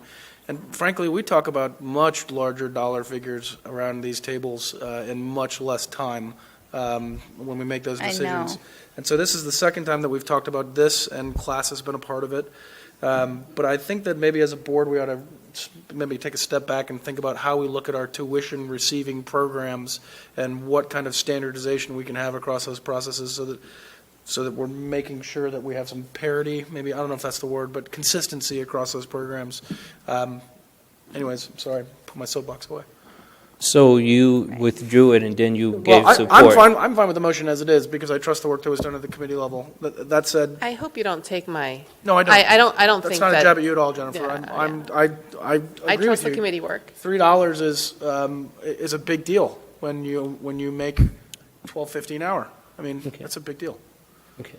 So Bev, Maintain my motion. But. so Bev, before we move on, is there, it looks like if we vote on this now, we may get support for it, but if we see if we can address the board members' concerns that did not want any increases, what do you think if we move this non-city residents instead of 235 to maybe 250, and would that, I mean, does that seem like it would make any sense at all to do? Yes, but we would, it can't be, 250 won't make up the difference. Okay, so what is the goal? Like, I don't understand why we're trying to break even. That is just not again, especially for the income levels 1 and 2. By supporting these families, we support the division's goals. So breaking even on the backs of those families is not okay for me. That's not okay. Could I ask, obviously this was part of the conversation in the committee, the robust conversation, and so there were representatives of people who would be affected by this, and I'm wondering if we've heard from other parents that reflect the same concern. Both in combination, so after the discussion last year, when I went back to the committee to look at the change in fees, and part of the discussion that we had this year was we need to raise more money in order to have a balanced budget. And both times the committee members have felt like that the raising of funds for a camp experience should be spread across the burden of that should be spread across all income 6 levels of income. It should not be just placed on particular levels. And that was the parent speaking. And that's sort of the parent who I read the statement was, it's made such a difference for me that when we charge a little bit more for someone at a higher income level, that impacts them also. That's who we heard from. That is who you heard from, is from a level 6/parent.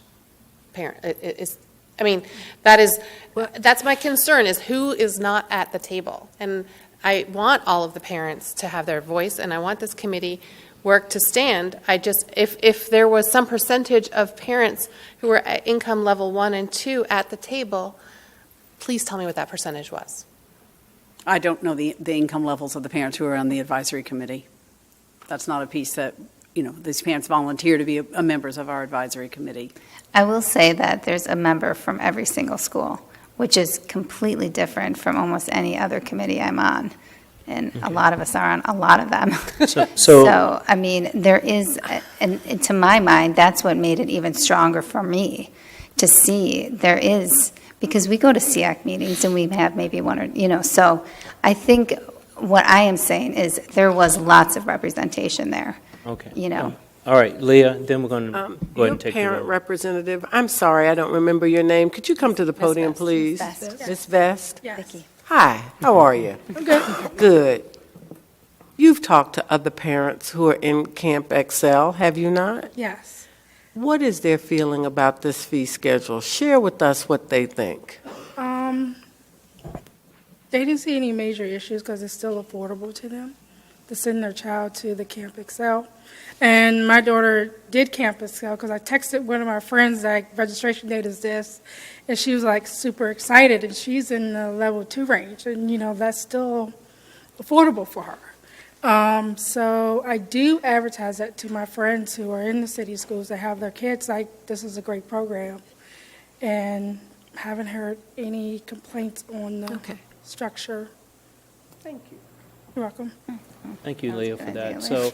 any other That's why it takes comments 7. on this? If not, I'm going to, Well, I will move that, I will then make a motion to amend, that I will do a friendly or, First motion still on the table. right, but I would like to amend your motion. will you accept a friendly amendment? I'm not sure Well, I if have it's. to get a second. Yeah. So I would move Yeah. that the income level 1 as $8 an hour right now, under the proposal, I would like to see that down back to $5 an hour. No, that's weekly. $5 a week, I apologize. Yeah. That's what I didn't mean. You're Okay, right. so Jennifer has amendment to the primary motion on the floor. Is there a second to her friendly amendment? Okay, there's a second, so we're going to vote on Jennifer's amendment to the main motion. All in favor of ask a keeping the Camp Excel? We have a question. So if we do that, the amount of money that you'll still be short will be approximately, trying to do the math. Based on last Under year's numbers. $500. Yeah. How much? Under $500, Okay. Okay, so for, according to the numbers from last week. I mean, if you, because it's like, the same numbers. okay. We're voting on Jennifer's amendment. It's been seconded by Lisa to keep the rates the same as. No, Oh. to make the small, for the proposal, but under level 1, instead of $8 an hour, it'd be $5, I'm sorry, $8 a week, $5 a week. And you want to leave the rest of them the same? Yes, As proposed, not the same. that's right. So it's just that As modest. proposed. You know what I mean. Let's just clarify. That is true, because it's not the same as last, because they did make a lot of changes that were very positive. Like, I definitely agree. I think, Oh, okay, so we're going to vote all in favor of her amendment. Please say yes. I think we should raise our hands. Yes. Please raise your hand if you're in support of it. I'll do it too. Okay. So look. Sorry, Ms. Catlin. Okay. Sorry, Ms. Vest. All opposed, please raise your hand. If you abstain, please. So the motion for a friendly amendment to the main motion on the floor for Adam is to keep level 1 at $5, and all others that proposed for 2018 remain the same. And so that's the motion on the floor now. It carries. It carries. I have a question for clarification. So what I believe the committee was trying to do is to have the fee structure in order to cover the cost. Yes. And so if we reduce one, and it would reduce the fees. Yes. The revenue that will be, and so I would say to you that we are not projecting now that we will end the summer with a balanced budget. That whatever that reduction was is where we will fall in the red. That's how tight we do this. And the vote has passed, so that's. I would recommend that the board that certainly would want to pass a balanced budget.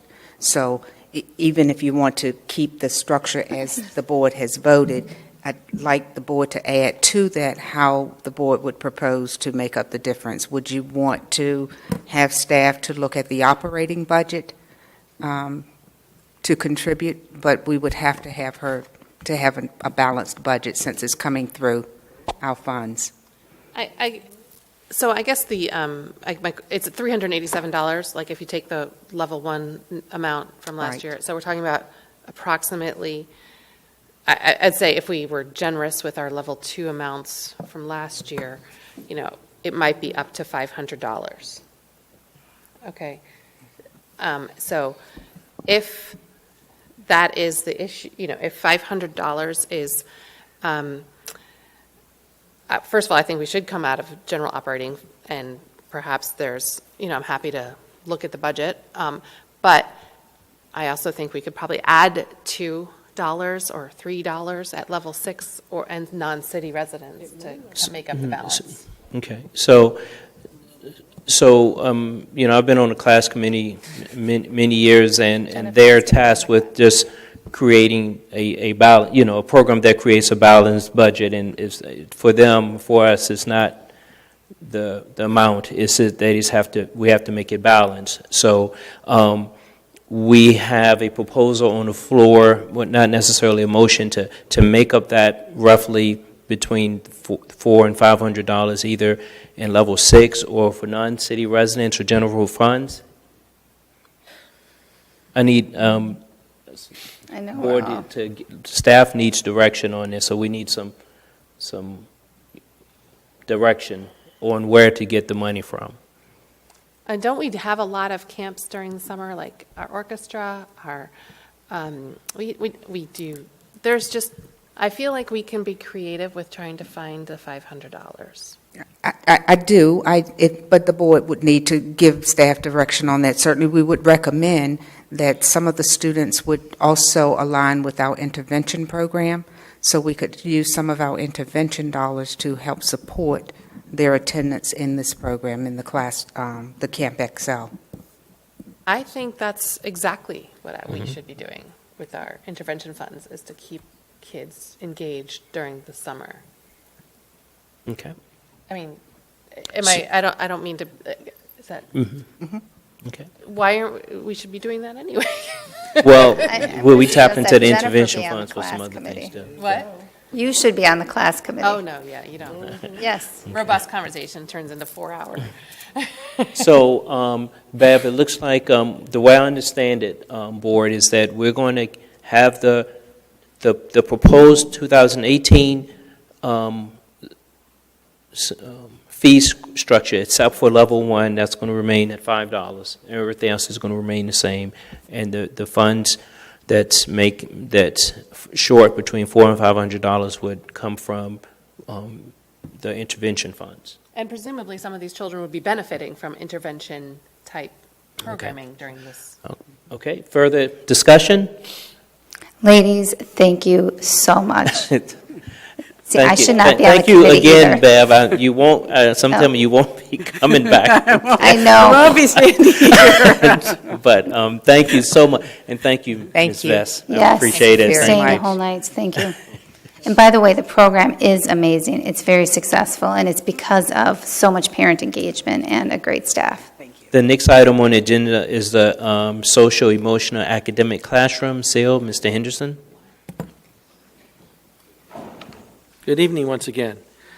Tonight, staff would like to give the board an update on the next steps for our CCS SEAL program, and to also share with you our social emotional learning steps and classrooms other than SEAL. So I'm going to turn it over to Jody and then Patrick. Good evening. Good evening. Short, sorry. Okay. So Patrick and I are going to be quick. Can you hear me? Okay. So, That's really loud. So I'm really excited about where we are headed with the SEAL classrooms. It has been an amazing year so far, and we are learning a lot. But for next year, we are hoping to make some adjustments, really based on what we have learned. So this year we've had 2 teachers and 1 assistant, and next year we would very much like to move to a model of 1 teacher and 2 assistants. And the reason for that, I figured I would tell you instead of waiting for questions, is because as we've watched it unfold, we've realized the kids really need to know who's in charge, which teacher is really the primary teacher, and the assistants, having 2 assistants, we think will just give us more flexibility. And the primary relationship. So the assistants that we have in both of our classrooms are both really amazing, and the kids have developed relationships with all of the teachers and the assistants. But as we have rolled out social emotional learning in the classrooms, the assistants have played an extremely important part. So sometimes we may have a student who's having a tough day, and that assistant has been I'm not used to microphones, a really key component in helping the student re-regulate or go for a walk or whatever it might be that that student needs outside of what we consider the traditional academic delivery. And so as we've looked at it and talked about it again and re-looked at it, we really felt like 1 teacher and 2 assistants will just provide us that flexibility. We also talked about having a full-time programmatic and clinical student-centered social worker, which would be me. And that would be having more time to allow for training, both for the teachers and the support staff that are serving the kids all day, every day. Also allow for some more Tier 2 and Tier 3 interventions for the students who are in the classroom. We've done a lot of self-awareness for the teaching staff and the IAs and also our support staff who are meeting the needs of the kids. If we don't know what's going on with us, it is hard work all day. For any of you who have visited our classrooms, it's amazing what's going on. Sorry. I'm trying to see you. I know. But we also really have to be aware of what's going on with us so we can best meet their needs, right? So if I walk in and I've had a tough morning, I have my own kids, and I haven't had coffee, and 15 people ask me a question, and then I get to my 2nd grade SEAL room, I really need to remember the first time a kid says something to me, I have to take a deep breath before I start addressing what's going on with that kid. And we've had to work through that with all the adults to say, are you in your yellow? Or is that kiddo in their yellow, right? And that's hard work. That's great. So I'm really excited to be able to provide full-time support, not only to the kids, but also to the staff who are there all day. We'd also really like to talk about looking at some integration of gifted services and planning. So as we move to a 1 teacher, 2 IA model, the gifted services have really been amazing. I think as we've looked at our kids who have some more difficulties on the social emotional level, we've also uncovered some amazing giftedness within them. I think a giftedness that sometimes doesn't get seen all the time because they are struggling. Yeah. And we've watched growth both in reading and math, but also have uncovered some amazing gifted things that I don't know that we would have seen. So we want to keep that component, but we also know as we move hopefully towards having maybe a 3rd classroom, that we need that component to be available for all 3 classrooms. So you probably maybe remember this slide or not, but we are keeping what we have been doing this year, which is aligning the curriculum for the same grade that the kids are in. Kids still go to all of their specials. They have lunch as they would. And we're still continuing to do PLC both with grade level and then a special SEAL PLC, which has been really helpful to have both 1st and 2nd grade SEAL teams together. What's going well in your grade, maybe what's not going well, and how can we fix that? A time to all be together to say, hey, this is really working, and just having that support network. We are continuing a lot of the social emotional learning programmings that we were already doing, Second Step, Zones of Regulation, which again, if you visited us or if you've come to morning meeting, you will, and then throughout the day, you will hear the kids talking about what color they might be in or how they're feeling.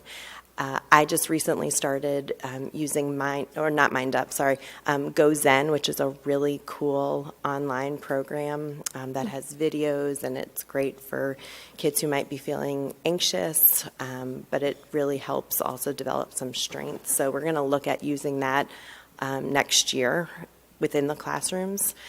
And then just talking again about the Tier 1, Tier 2, and Tier 3 support and how we're using that. And I would just highlight our Tier 3 support. I expanded it a little to really talk about how myself and the admin in the building and how we pull together the community teams that are working with our kids, because that takes a lot of time. And I think sometimes we don't realize, it just seems like, oh, Tier 3, that's great. We're spending a lot of time with Tier 3 team meetings, making sure that we are connecting kids to what they need both outside of school, but making sure that connection to school stays in place so it's not in silos. I think, okay, I'm going to hand it over to Patrick, but I don't know if anybody has any questions or if you want to hear. Could you remind me what Second Step is? Sure. It's a social emotional curriculum that often some of our school counselors are using, and it helps develop positive self-identity and social skills, and we're using it often in our morning meeting, and we're blending that with Mind Up now. We've started integrating Mind Up, which is a mindfulness curriculum. Thank you. Sure. I'm going to turn it over. Good evening. I'm standing in a box so you can see me. And so I do want to kind of, go ahead. So I do want to kind of, we talk about taking the next step. And so the class, the work that the SEAL class has done this year has been amazing. But we know that it has to be sustainable as well. And how things get sustained is we kind of create systems around them. And so kind of part of what I do, we do systems of support is we talk about academics systems of support, behavioral systems of support, and systems of support for mental wellness. And so what does that look like in a comprehensive fashion? So many of these strands are happening in our school division right now. We've had trauma awareness trainings at many of our school buildings, including certainly that's been a focus here at the high school. We've done a number of trainings of staff and administration on youth mental health first aid, but what are some first signs that educators should look for, and not necessarily act as clinicians, but be able to recognize and to be able to something that they can build a relationship and connect with a student, and when's the time to turn it over to a professional. We've talked about, and I know you've heard about the mindfulness classes that we've had. And so what we really want to do is we want to kind of tie these strands together into a consistent, comprehensive approach that focuses both on staff support and also support for the students. So what we wanted to do is, and also considering the impact that we'd have on staff, knowing that there's many new initiatives that come out each year. We know we're rolling out the writing curriculum, and there's going to be a new math standards as well. So we figured that what we want to do for next year, for the fall, is to focus on preschool and kindergarten, obviously as a real foundational piece. And so what we want to do is continue our staff training on youth mental health first aid. We want to take a next step in trauma-sensitive school training, and that's a combination of understanding trauma and its impact, but then how does that translate into different school practices? And so there are a number of programs that have come out in the last year that really are ready to roll, that you don't necessarily need experts to stand and deliver. That's something that schools can take on. And the other piece that we want to make sure that we kind of speak to too, and especially in the context of what we were talking about earlier tonight, is the idea of mindfulness, the idea of self-care for staff. One of my roles is supporting our staff in PBS, positive behavior intervention supports. And so much of the focus of that is on how can we increase better outcomes for students and their behavior outcomes, but knowing too that if you're truly creating systems of support, they have to be as supportive for staff as they are for students, so that again, the staff is in a place to support the students. So Initially, we're going to have strands, continue the strands that we're doing right now for mindfulness and self-care. Right now, there's a class it's a mindfulness and motion that we're doing at Johnson Elementary after school. That's basically combines aspects of mindfulness and yoga. And again, it's a nice kind of outlet for our teachers to kind of de-stress at the end of the day and get themselves into a good place so they feel that they're rejuvenated and revigorated, then come back the next day. And then we're going to continue the student focus. So one of the great things about the SEAL classes that we've identified, what are some things that have really been working? And so what we know that the intentional use of social emotional learning has been effective, especially when it's been taken on the role by classroom teachers. I think before it was something that was kind of parceled out. It's like, oh, that's something that school counselors do, and wasn't necessarily collectively owned by all the educators in the building. This is a critical first step in saying there is a piece for educators to know about social emotional learning. We talk about the 5 aspects of the social emotional competencies that we want all our kids to have. Talk about self-awareness, social awareness, self-management, relationship skills, responsible decision-making. All those things we want to be able to teach explicitly and discreetly. Some kids come with those skills intact, other kids maybe don't, and we want to make sure that all the kids have at least a level of access so they do get access to that. And as kind of a subset of that, we want to continue the great work for the zoned regulation on executive function. That's a combination of both the emotional aspect and also some of the academic behaviors we're talking about. The idea of initiating a task, how to complete a task, how to work independently. And so we want to give our staff and teachers support in that regard. And the last piece, we know that we don't want to do this in isolation, that it's critical that we engage parents on this issue as well. So I'm kind of continuing on the model that our preschool program has done with various, and Velvet Coleman, the amazing work she's done this year with the parent engagement workshops. Well, how can we build in a strand of mental wellness into that for our parents? And so they understand not only what's going on in the school, but then how in turn can they kind of we better support them and create that linkages between the school and the home and the community. So we talk about maybe bring to them some concepts of youth mental health first aid. What does it mean when we talk about these social emotional competencies? What does that mean? What does that look like in your home? And Jody had this great idea about bringing together, make sure that we put books in their hands that parents and children can share together at home that talks about these concepts and gets reinforced in a way that's very accessible to everybody. And it make sure that it feels real to them. And then we also want to make sure that we are connected to all the great work that's going on in the community. Dr. Atkins has certainly been a great leader in the Trauma-Informed Community Network. We want to make sure we continue that and work with our community partners in Region 10 as well. And so again, for next year, our intent is to be very intentional with this with preschool and kindergarten, and then hopefully over a period of time to be able to scale that up to other grades. Okay. Any questions? Wonderful. Do you have some kids who will go from this program, the SEAL classroom, into a regular classroom next year? Well, I mean, I don't know. I think what we want to do is we want to prepare for that eventuality. Jody, you're right behind me. You can't see me. So we are actually talking about that right now. There are a couple kids who we are in discussions with parents about will they transition into a typical next grade classroom, because frankly there's a kid or two who I can think of right now in the first grade classroom who really could transition into a typical second grade classroom. Their parents, however, and that's okay, want them to potentially stay in SEAL too, and we would support that decision, because it is always that balance of, do you take away the supports that have made their child feel and be successful? And that's a delicate balance, and their child is now experiencing success, and it has not been that way through kindergarten or preschool. So I think we're having those conversations and making thoughtful and planful decisions for next year.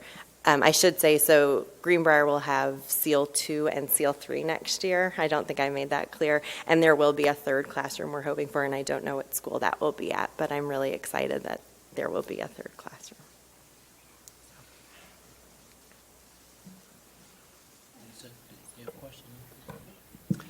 I just really want to thank you guys for your transparency, and I know this is a really ambitious project. I think the vision is really important, and thank you for all the work you do, and just continuing to enrich the classroom with Quest material is very important to me. And I really see those children who maybe aren't at tier 3 anymore, or maybe they're, just kind of keeping those supports in place, maybe not as a tier 3, but as a tier 2 or tier 1, makes perfect sense to continue them in the classroom, because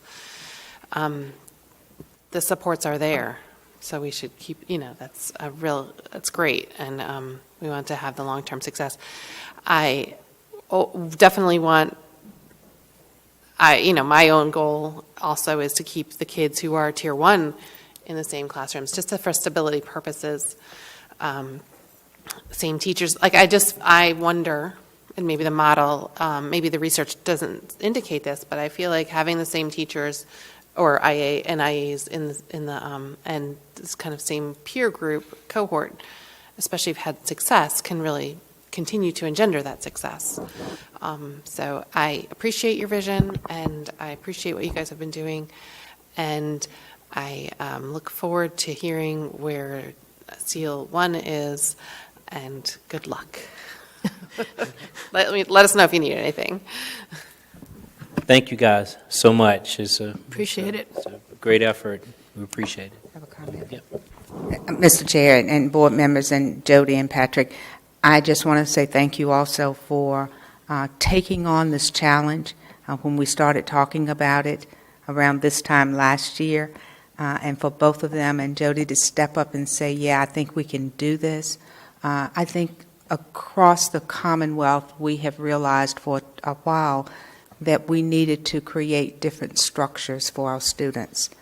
To me, this embodies individualized learning at its best. It's really responding to the needs of the individual student in a very unique and an innovative way, and I think that's what we should continue to do. And we can only do that with the support of the board and the funding that's necessary to do it. So thank you to everyone for being a part of this. I can tell you the parents truly appreciate this program. They say thank you to us often because they can stay at work and their student can stay at school. Thank you. Thank you. Okay, the next item we have on the agenda is any response to the written reports.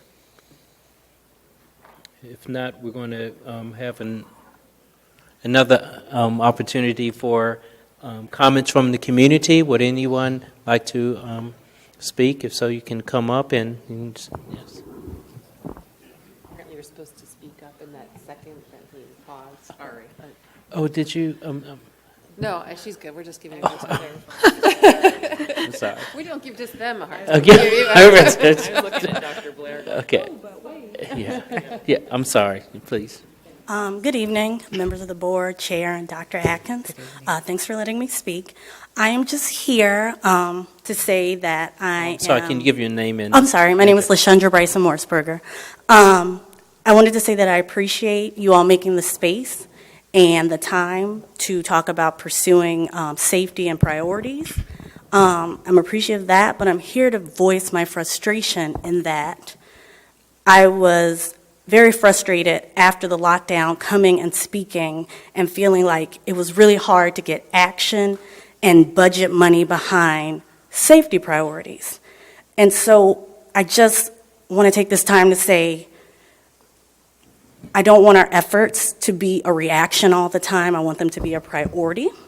And I was advocating for a school safety officer in the elementary schools, and I know some people agree or disagree about that, but it seems like there are other concrete solutions. Like we were talking about the locks on the doors, some of them got moved up. I don't know if some of them are still going to happen during the summer, that there are things that can be done now to make the schools safer. And sometimes it feels like they get pushed off, and then there's a tragedy, and then we come back and visit them, and that's part of my frustration. And the other part of my frustration, what I wanted to talk about was, when we talk about the upgrades or like the campus-style schools, you know, there's solutions. Kids can have badges, they can buzz in. But I don't understand how we can have this conversation now about improving safety when the budget has already been submitted. a budget is going to get approved. So, without the budget and the money behind it, what actual safety, priorities and upgrades can we make? And, I'm not sure exactly how the budget works between the city and the council, but when I was asking in past months, some people would say, have you gone to the school board who are on the city council? And the city council would say, oh, the school board comes up with their budget.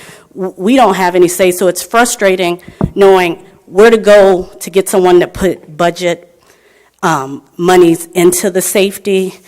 And so I'm just here to say, just getting some leadership and guidance on where the budget starts and who makes the decisions. And then as far as the safety grants that comes from the state, are those the only monies that go toward the safety upgrades? Or is there Charlottesville City School money that goes towards it? So I'm just here to say I love this conversation, and I'm happy that we're having it, and I'm sad that it's due to these unfortunate events. But if the budget is already approved or about to be approved, what effect will the discussions have on actually making changes in the near future? Thank you. So I usually don't respond, but I feel like it's pertinent that I chime in on this particular topic, in that, it doesn't, the process of safety doesn't begin or end on March the 15th, or the budget approval process, something that we always evaluate, and we always put resources towards that. We understand what you're asking for, and other parents have expressed that support, but, that's, again, like I said, that's not mutual. We have to consider everything. I think we will have some more ideas after the 15th and continue to listen to the public. And we will be presenting our budget to the City Council on Monday night, and and then they will have a process where they get public input, and I think they're going to adopt it in April sometime. Other comments from the public? Yes. Hello. Hello. Jessica Taylor, proud teacher at Clark Elementary and CEA president. And forgive me if I'm a little scattered. I wasn't planning on speaking. I implore the board and Dr. Atkins to consider having a teacher on the panel or part of the discussion that's coming March 15th. And not only a teacher, but we've spoken a lot about CHS and Walker and Buford, and Clark had a lockdown last week. And for the first time, it was very real. You could hear it in Anna's voice when she called for the lockdown, and every staff member commended her for her decision-making and her quick thinking. It was very clear that student safety was her priority. And there was no question about that. But for the first time in my room with my students, I'm thinking, if someone gets in this room, what do I do? Yeah. I mean, literally, what do I do? I have flexible seating, so I could hurl a yoga ball. I mean, there was no recourse I had, and there was no place for us to hide. We have a half wall in the back of our room, and I'm squeezing 15 bodies behind it, and I'm thinking, who's on the end? What do I, it was very, very real for a lot of us for the first time. And so I think it's important that our voices are heard on the 15th, and that we have a part, because we are the ones in those rooms. Absolutely. And the responsibility when it comes down is ours. So, thank you. Thank you. I'm back. Becca Saxon, and I'm probably going to say some stuff that goes against this. In 1999, the school safety that we took at Buford after Columbine was that we began to lock the doors. Okay, we already had police officers, but at the time, every door at in the campus-style building was unlocked during the day. So as we've gotten we've escalated more and more and more with what we're doing to protect our kids, we're seeing more and more of these incidents occurring. And some of it, I think, I mean, there's studies and they're counterintuitive that when you add metal detectors into schools, it actually increases the number of other incidents that occur, and the kids become less safe. There are more fights, there's more incidents of assault against teachers. All of these things happen as students begin to feel like they are being locked away, that they are part of the threat that is being viewed by the adults. Mm-hmm. The relationships really do start to dwindle. We've seen in the last 20 years, after we've started rushing to put police officers into buildings, that we've had more and more and more of our students getting arrested. Zero tolerance has impacted one racial group a lot more than it's impacted others. And we need to be really conscious of what we are doing and what steps we have taken now that end up undermining the relationships and actually increasing the risk for our children. I don't want my child growing up in an environment where he has to be locked away. Yeah. I don't want that for him. I don't want that for the other kids in this community. These school shootings are a very small part of, I looked it up, the deaths on campuses. This type of active shooting is not what kills most of the kids who die in schools. Homicide is part of it, and that I think we can end. Homicide is a much larger portion. It's 36% of the deaths from 1998 to 2012 were homicides other than school shootings. Transportation accidents is actually the largest. We're not talking about an epidemic of bus accidents right now, and that's actually where most of these kids end up. Most of our kids who get killed in school, it's on their way to or from school. And so I want us to be really conscious of what decisions we make in this time and really aware of the long-term ramifications. And that's hard because we're not allowed to look at research about gun safety because the government hasn't allowed it to be done for generations. And so a lot of this is coming from our assumptions and our fears and our biases. And I really want us to make sure we take a deep breath and we really stop and think about what is in the best interest of our students and our teachers and this community so that we don't end up setting in motion other things that 20 years from now our children need to dismantle. Yeah. Okay. So thank you. Thank you. Thank you. Are there other comments? Nadia? Everyone. Good evening. My name is Nadia Haidari, and I'm a senior here at Charlottesville High School. And I would like to also go back to school safety, and I would like to emphasize transparency. Can you speak into the mic, please, a little more, a little closer? Yeah. I would like to talk about, go back to and emphasize transparency. As a student, I would greatly appreciate if staff and administration are a bit more transparent about what is going on during school lockdowns, and as well as shelter in place and other emergency, how Frey said, because usually during the lockdowns we have very little information and we are locked in a room. We don't know what's happening outside of our classroom, and we are getting these word messages from our parents saying what's going on, what's happening, are you safe, which makes already stressful situation even more stressful, not only for us, but for our parents who are trying to also figure out and wrap their heads around what's going on inside of the school. Yeah, that's it. Thank you. Thank you, Nadia. Thank you, Nadia. Thank you. Are there other comments from the community? If not, we'll have comments from board members. And have additional comments? I'll start on this end with Amy. I just want to say thank you again to everyone for talking, and you can see how complex this issue is. And I was in a very traumatic situation, and I can say sometimes the teachers do not know themselves what is happening. I mean, we're in this fluid motion, and actually part of what Dr. Kraft and I were at with the active shooter training, it was discussing how to disseminate information to people there, how to do that better.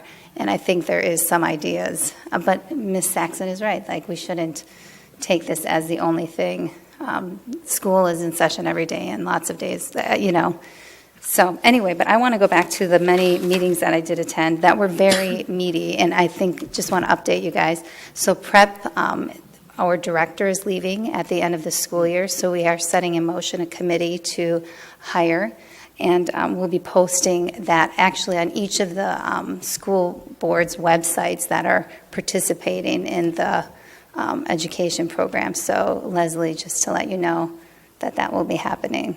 I haven't heard from anybody since that meeting. But, and also SEAC, the Special Ed Advisory Committee, we are having our transition fair on March 17th at PVCC from 8:30 to 1 p.m. And the DMV is going to be there to help issue identities so that they can put in which disabilities you have so that it can be identified on an ID card. And they'll be there from 9 to 12. And then we had our Title I meeting, and we actually, Mr. Farrell, I think he probably left, but they just submitted a grant for mental health wellness that they'll be hearing back tomorrow, actually, so which is really exciting. What for, do you know? That Title I is all the schools that have, I think it's 50% or higher free and reduced lunch, and we have, I think, 6 schools in the program, and it offers reading intervention, math intervention. Is it mental health? But this will be a mental health grant, so we'll be providing services, hopefully, to our students. There's all kinds of information if you want to read about it. I don't want to take everybody's time, but thank you again. Adam? My comments are a bit of a different nature. The board members know this already, but I don't suppose the community does. Tomorrow night will be the last night that my family and I are residents of Charlottesville. For very wonderful reasons. Our family is expanding, and we need a home that meets our family's needs, and unfortunately we couldn't find one within the city limits. So as a result, my family and I are moving out of Charlottesville, and by statute that means that I can no longer serve on this board, which is it's a big regret for me. I very much enjoyed it, and I think this work is very important. I look forward to continuing to be a part of the discussions as a community member, just not as a board member. I look forward to the meeting that's upcoming, the school safety discussion, and I look forward to being there. As I've told you all, personally, I'll tell you all again, at a community level, I'm happy to continue and assist in any way that I can in my professional role and in my personal role, but there's amazing work going on in the school division, and I wish that I could continue to be a part of it in this capacity, but I can't. Adam, it's been a joy and a pleasure working with you. Wish you and your family the best. We're glad that you're still going to be here. I know that we will continue to work with you in your professional capacity. It's all good, and we're very happy for you. Thank you. But we have work to do, school board members, to replace Adam. So, but thank you, good sir. Leah? I was very happy to hear about HB 84. In my day job, I happen to have a student whose parents are deaf. And my thing has always been to learn American Sign Language, and that's one of the foreign language courses that's taught on the level where I live. So I have an ASL assignment, Ms. Torres, and I may be calling Esther because I think I need some help. And my students hold me accountable, and I don't want to let them down. So if I call you, I hope she will be willing to help me. I'm very heartened by our resolution this evening. I want to thank all of the students and parents who have reached out to us via email or phone or stopped in the street. As a parent of a CHS alum who has made their life's work in social justice, I understand how parents and students and teachers are afraid. I know what it is to have my child stare down the barrel of an assault weapon. I know what it is to have my child have SWAT teams and policemen looking him in the face with a gun because he is standing for social justice. And some of the things that he stands for are the things that you and your friends, Ms. Halverson Taylor, and staff members are afraid of.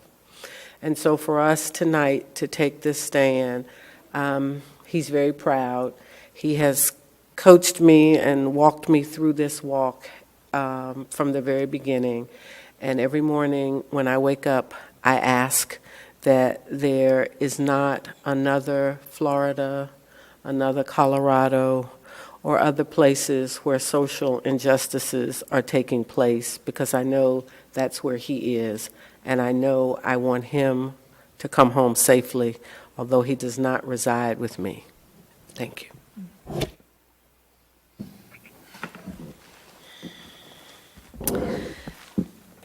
Well, two things. One, Adam, I really have appreciated you being on the board. I'm really sorry that you couldn't find a house in the city. I would have helped you. We could have added on, a few stories. But I think your perspective, both from your current job at PVCC, but also your previous positions as an administrator in the division, I think have been really valuable, and to many of our discussions, and I will miss that. The other thing, I guess I appreciate the discussions that we've had tonight. Becca, when you came back, I was really glad you did that and you said that, because the balance of things is really, really important. And some of this, we tend to get panicky, we tend to be afraid, we tend to do things and react, and sometimes we don't always think about what kind of environment are we really setting up here for kids. This problem goes way beyond our school division and the solutions to it. I mean, it's been so frustrating, but I'll say that personally, it's a huge frustration of mine that we can't, as a society, do anything about these kinds of weapons. And, so that's something beyond what we can do. And I think we just have to kind of think through as a community where that balance is, and make sure that we are continuing to talk to each other and hear each other throughout this. And it's not easy. That's it. Jennifer? Yes, hi. Congratulations, Adam, and good luck to you. Thank you so much for all of your wisdom, and I look forward to taking advantage of it in the future as well. You see what we do to Mr. Mickey. So I also wanted to say really thank you to our student school board reps. I'm just so proud and how empowered you guys are, and I feel like that's really going to affect our community in a positive way as the years go on, and as we get more alums of the school board reps, student reps, it's just going to grow. And so I'm really proud, and thank you for all of your, Nadia and Frey, and Lamia, who I saw this weekend at the Grace Tinsley fundraiser. She was amazing. So we have a lot to be proud of with respect to our student reps. So thank you. Wanted to say, with respect to one of the things that I have kind of approached, and this isn't, so I hope this isn't a surprise, but I wanted to take advantage and maybe have a survey of our grown-ups in the building about what they perceive as issues with respect to safety in our school, just a short survey, something of that sort, to just, because sometimes I think if you're not asked, you don't really think about it, but then if something were to happen, you look back and you're like, well, that was obvious, we could have done something about that. And so I would just maybe a short survey of building level staff, just to say, hey, what do you see as safety concerns? So at least we would have some data, and then we can kind of take it through the CIP process next, budget cycle, because that's, I think, where a lot of these safety funds come from, is the CIP, and that starts pretty soon, like in June. So I'm hopeful that maybe we can get a survey and just kind of collate the data about what people think could be easy fixes in their buildings safety-wise. Just with respect to safety, I think Ms. Taylor is inviting all of us to come and participate in a lockdown drill in her classroom. And obviously that changes the dynamic dramatically if one of the school board members are there, but can you, and just even the thought of it gives me a panic attack. So I can't, but it makes me appreciate doubly what we are asking our adults and students to do. And if there is willingness or interest in participating in a lockdown drill as a school board member, I certainly think Dr. Atkins can kind of arrange that. And then I wanted to say that, well, I went to the Grace Tinsley fundraiser, and I also went to South Pacific, which kudos to Mr. Becker and his team. It was extraordinary production, and I just really enjoyed watching that. I went to the Parks and Rec Advisory Committee meeting this month, and there's a lot that they're doing around McIntyre Park and the bike ped bridge going over the railroad. That's all kind of starting in the next month and should be finished around the same time. Like, they're kind of hoping like 3 projects all kind of come together around the end of October or beginning of November, and that is the trail around the east side of McIntyre Park, the bike ped bridge, and the skate park, which they're kind of hoping to get like Olympic trials at. Like, I know, like they're just thinking big, and because they got, anyway.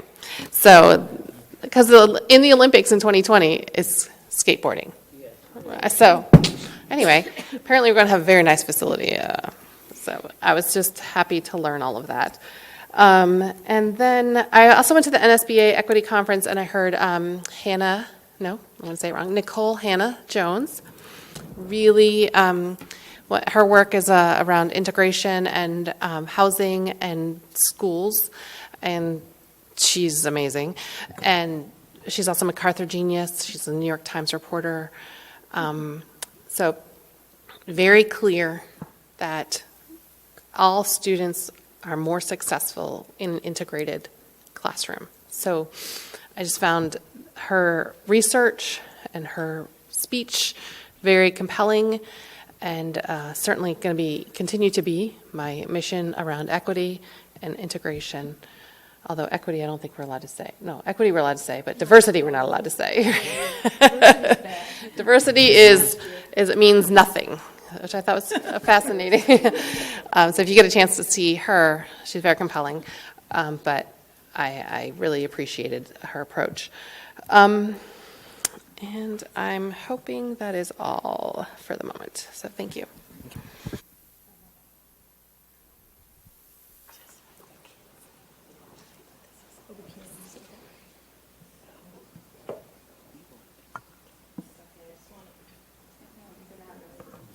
Maybe is it working? There we go.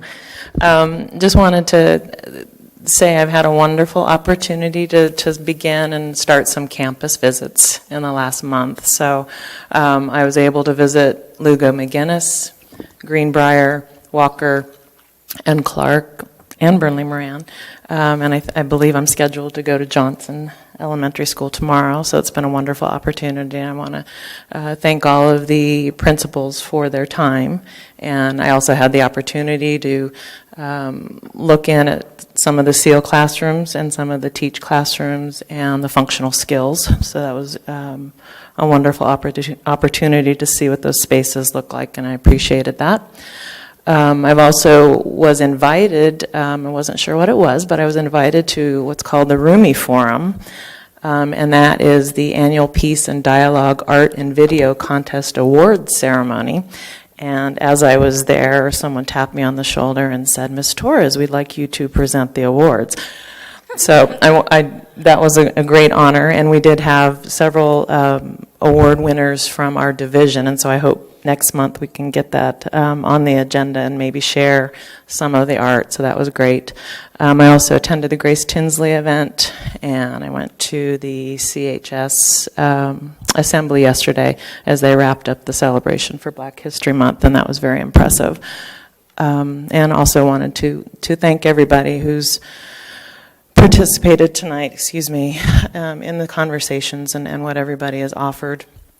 I believe we as a community have been challenged on many levels throughout the year, but I think it's a we thing, and I think, as Amy said, we all have brought different perspectives and different thoughts. We're all learning as we go, and I think we are committed to that.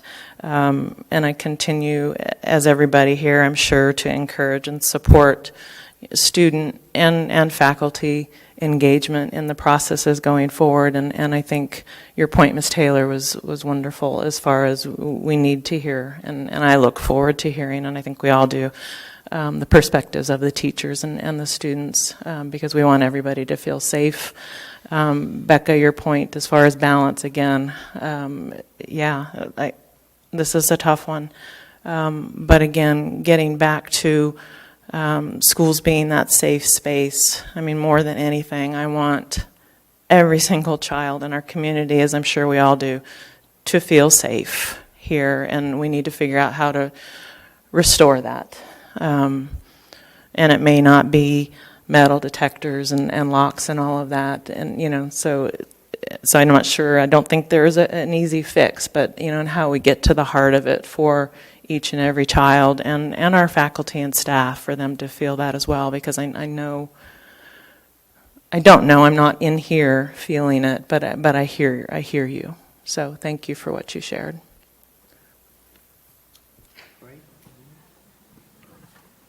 Mr. Chair, could I ask a question? Mm-hmm. Could you just let us know what is the process now with Adam leaving, if that's available? Well, no, as ironically, Probably not ironic. emailing the superintendent now. We're meeting next week. We're meeting next week, and we'll have a process for the board. But we'll have to advertise and interview, and we determine whether it's till November of 2018 or 2019. We'll get all that to you.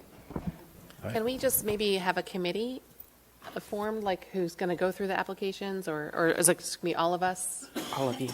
All of Yeah, you. thank You you. do it together. It's a group process. Yeah. Okay.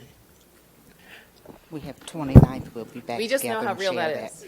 process on the 29th. Yes. What? Oh, yeah, So you'll have it. Okay.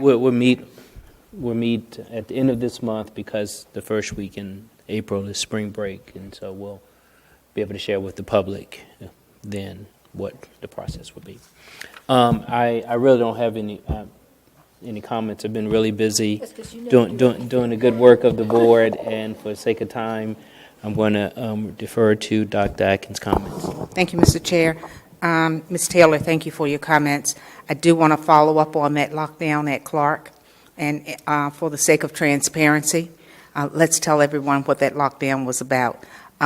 There was an individual that some teachers looking out of the window saw a person circling the building. And by the time the person circled the building the third time, or fourth time, they contacted Ms. Isley, the principal, to let her know that they were very concerned because they'd seen the individual circle the building several times. And immediately they called 911, and they also went into lockdown. And when they went into lockdown, that meant that they locked all of the exterior doors and in the classrooms and secured the students. What we found out is that it was a friend or relative of someone who was in the building, and the person was walking around looking for the entrance to the building. They just didn't know where the entrance was. And we have two sets of steps, so they didn't know which steps to go up or where to enter the building. So we were able to resolve that rather quickly, but the Charlottesville police officers were very complimentary of the school, very complimentary of everyone, what happened there. But everyone did absolutely the right thing, and everything turned out just fine. And the person felt really badly that he had caused all of that to happen. Also, Dr. Hastings, thank you for your service. Thank you for being a part of the school board. Thank you for all that you've done for our community. We will sorely miss you, but look forward to working with you in other capacities. Also, ASL, very important part of our curriculum, has been in the past and will be even more so in the future. So I would encourage, if we have some ASL certified people in our community, please contact us tomorrow.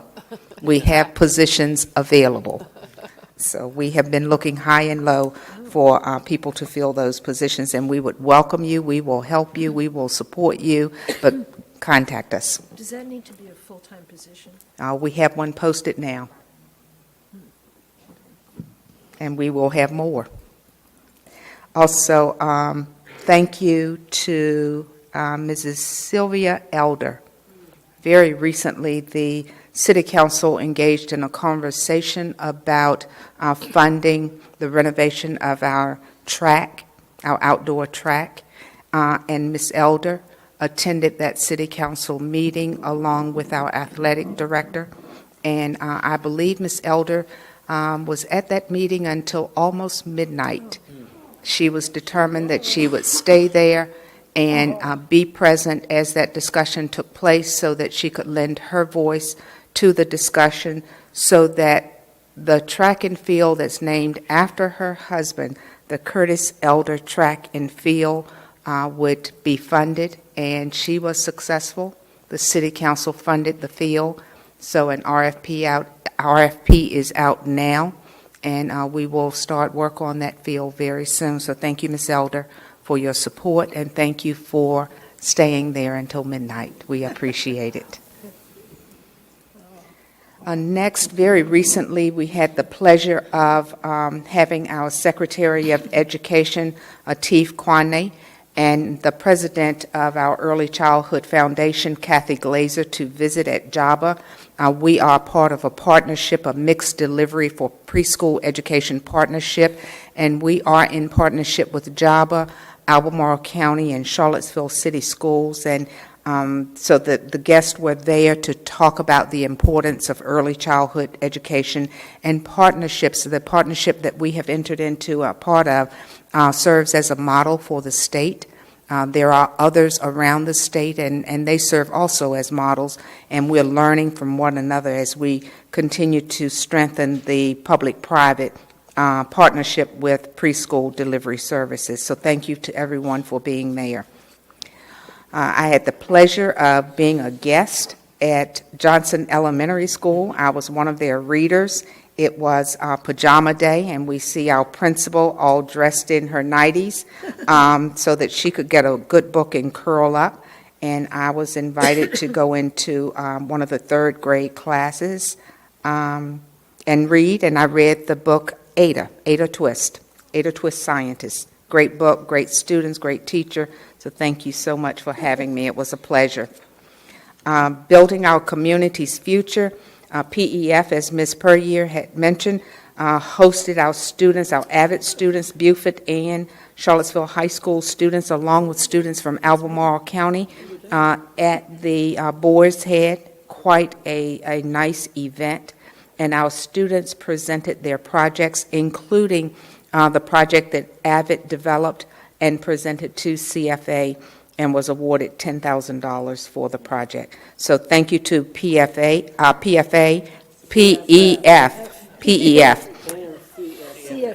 CFA and PEF for your support and for the programs that helping our students to realize that they do have a voice in our school division and that their voice is important, and as they add creativity and innovation to their voice, sometimes that those projects that result can give them quite a handsome sum. Here are some of the pictures from our CHS CFA Institute, our Finance Academy. Thank you to CFA for funding that and being a huge support to our investment club and our avid students. We will be training students all along the continuum of investment, and we look forward to seeing our students blossom with that program as we partner together. Thank you to Mr. Kaiser for all that he's doing with our avid students. And Mr. Chair, that is it. Thank you.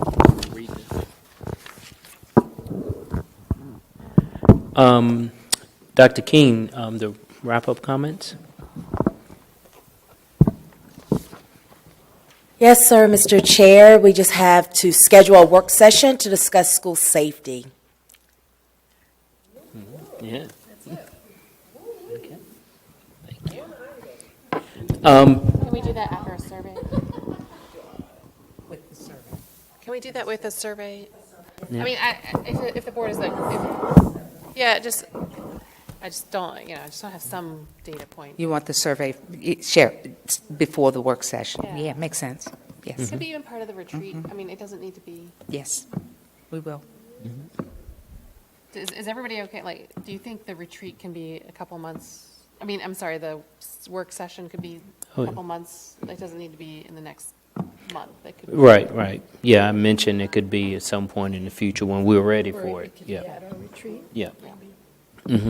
So the upcoming meetings, we have something that's new, the 15th, where it's really not our meeting but a community discussion on school safety, and we, as I mentioned on Thursday the 29th, we are meeting to at our regular meeting instead of the first weekend in April because that's spring break. And that being said, Adam, I'm going to give you the pleasure of closing the meeting. There being no more comments, we stand adjourned. Thank you.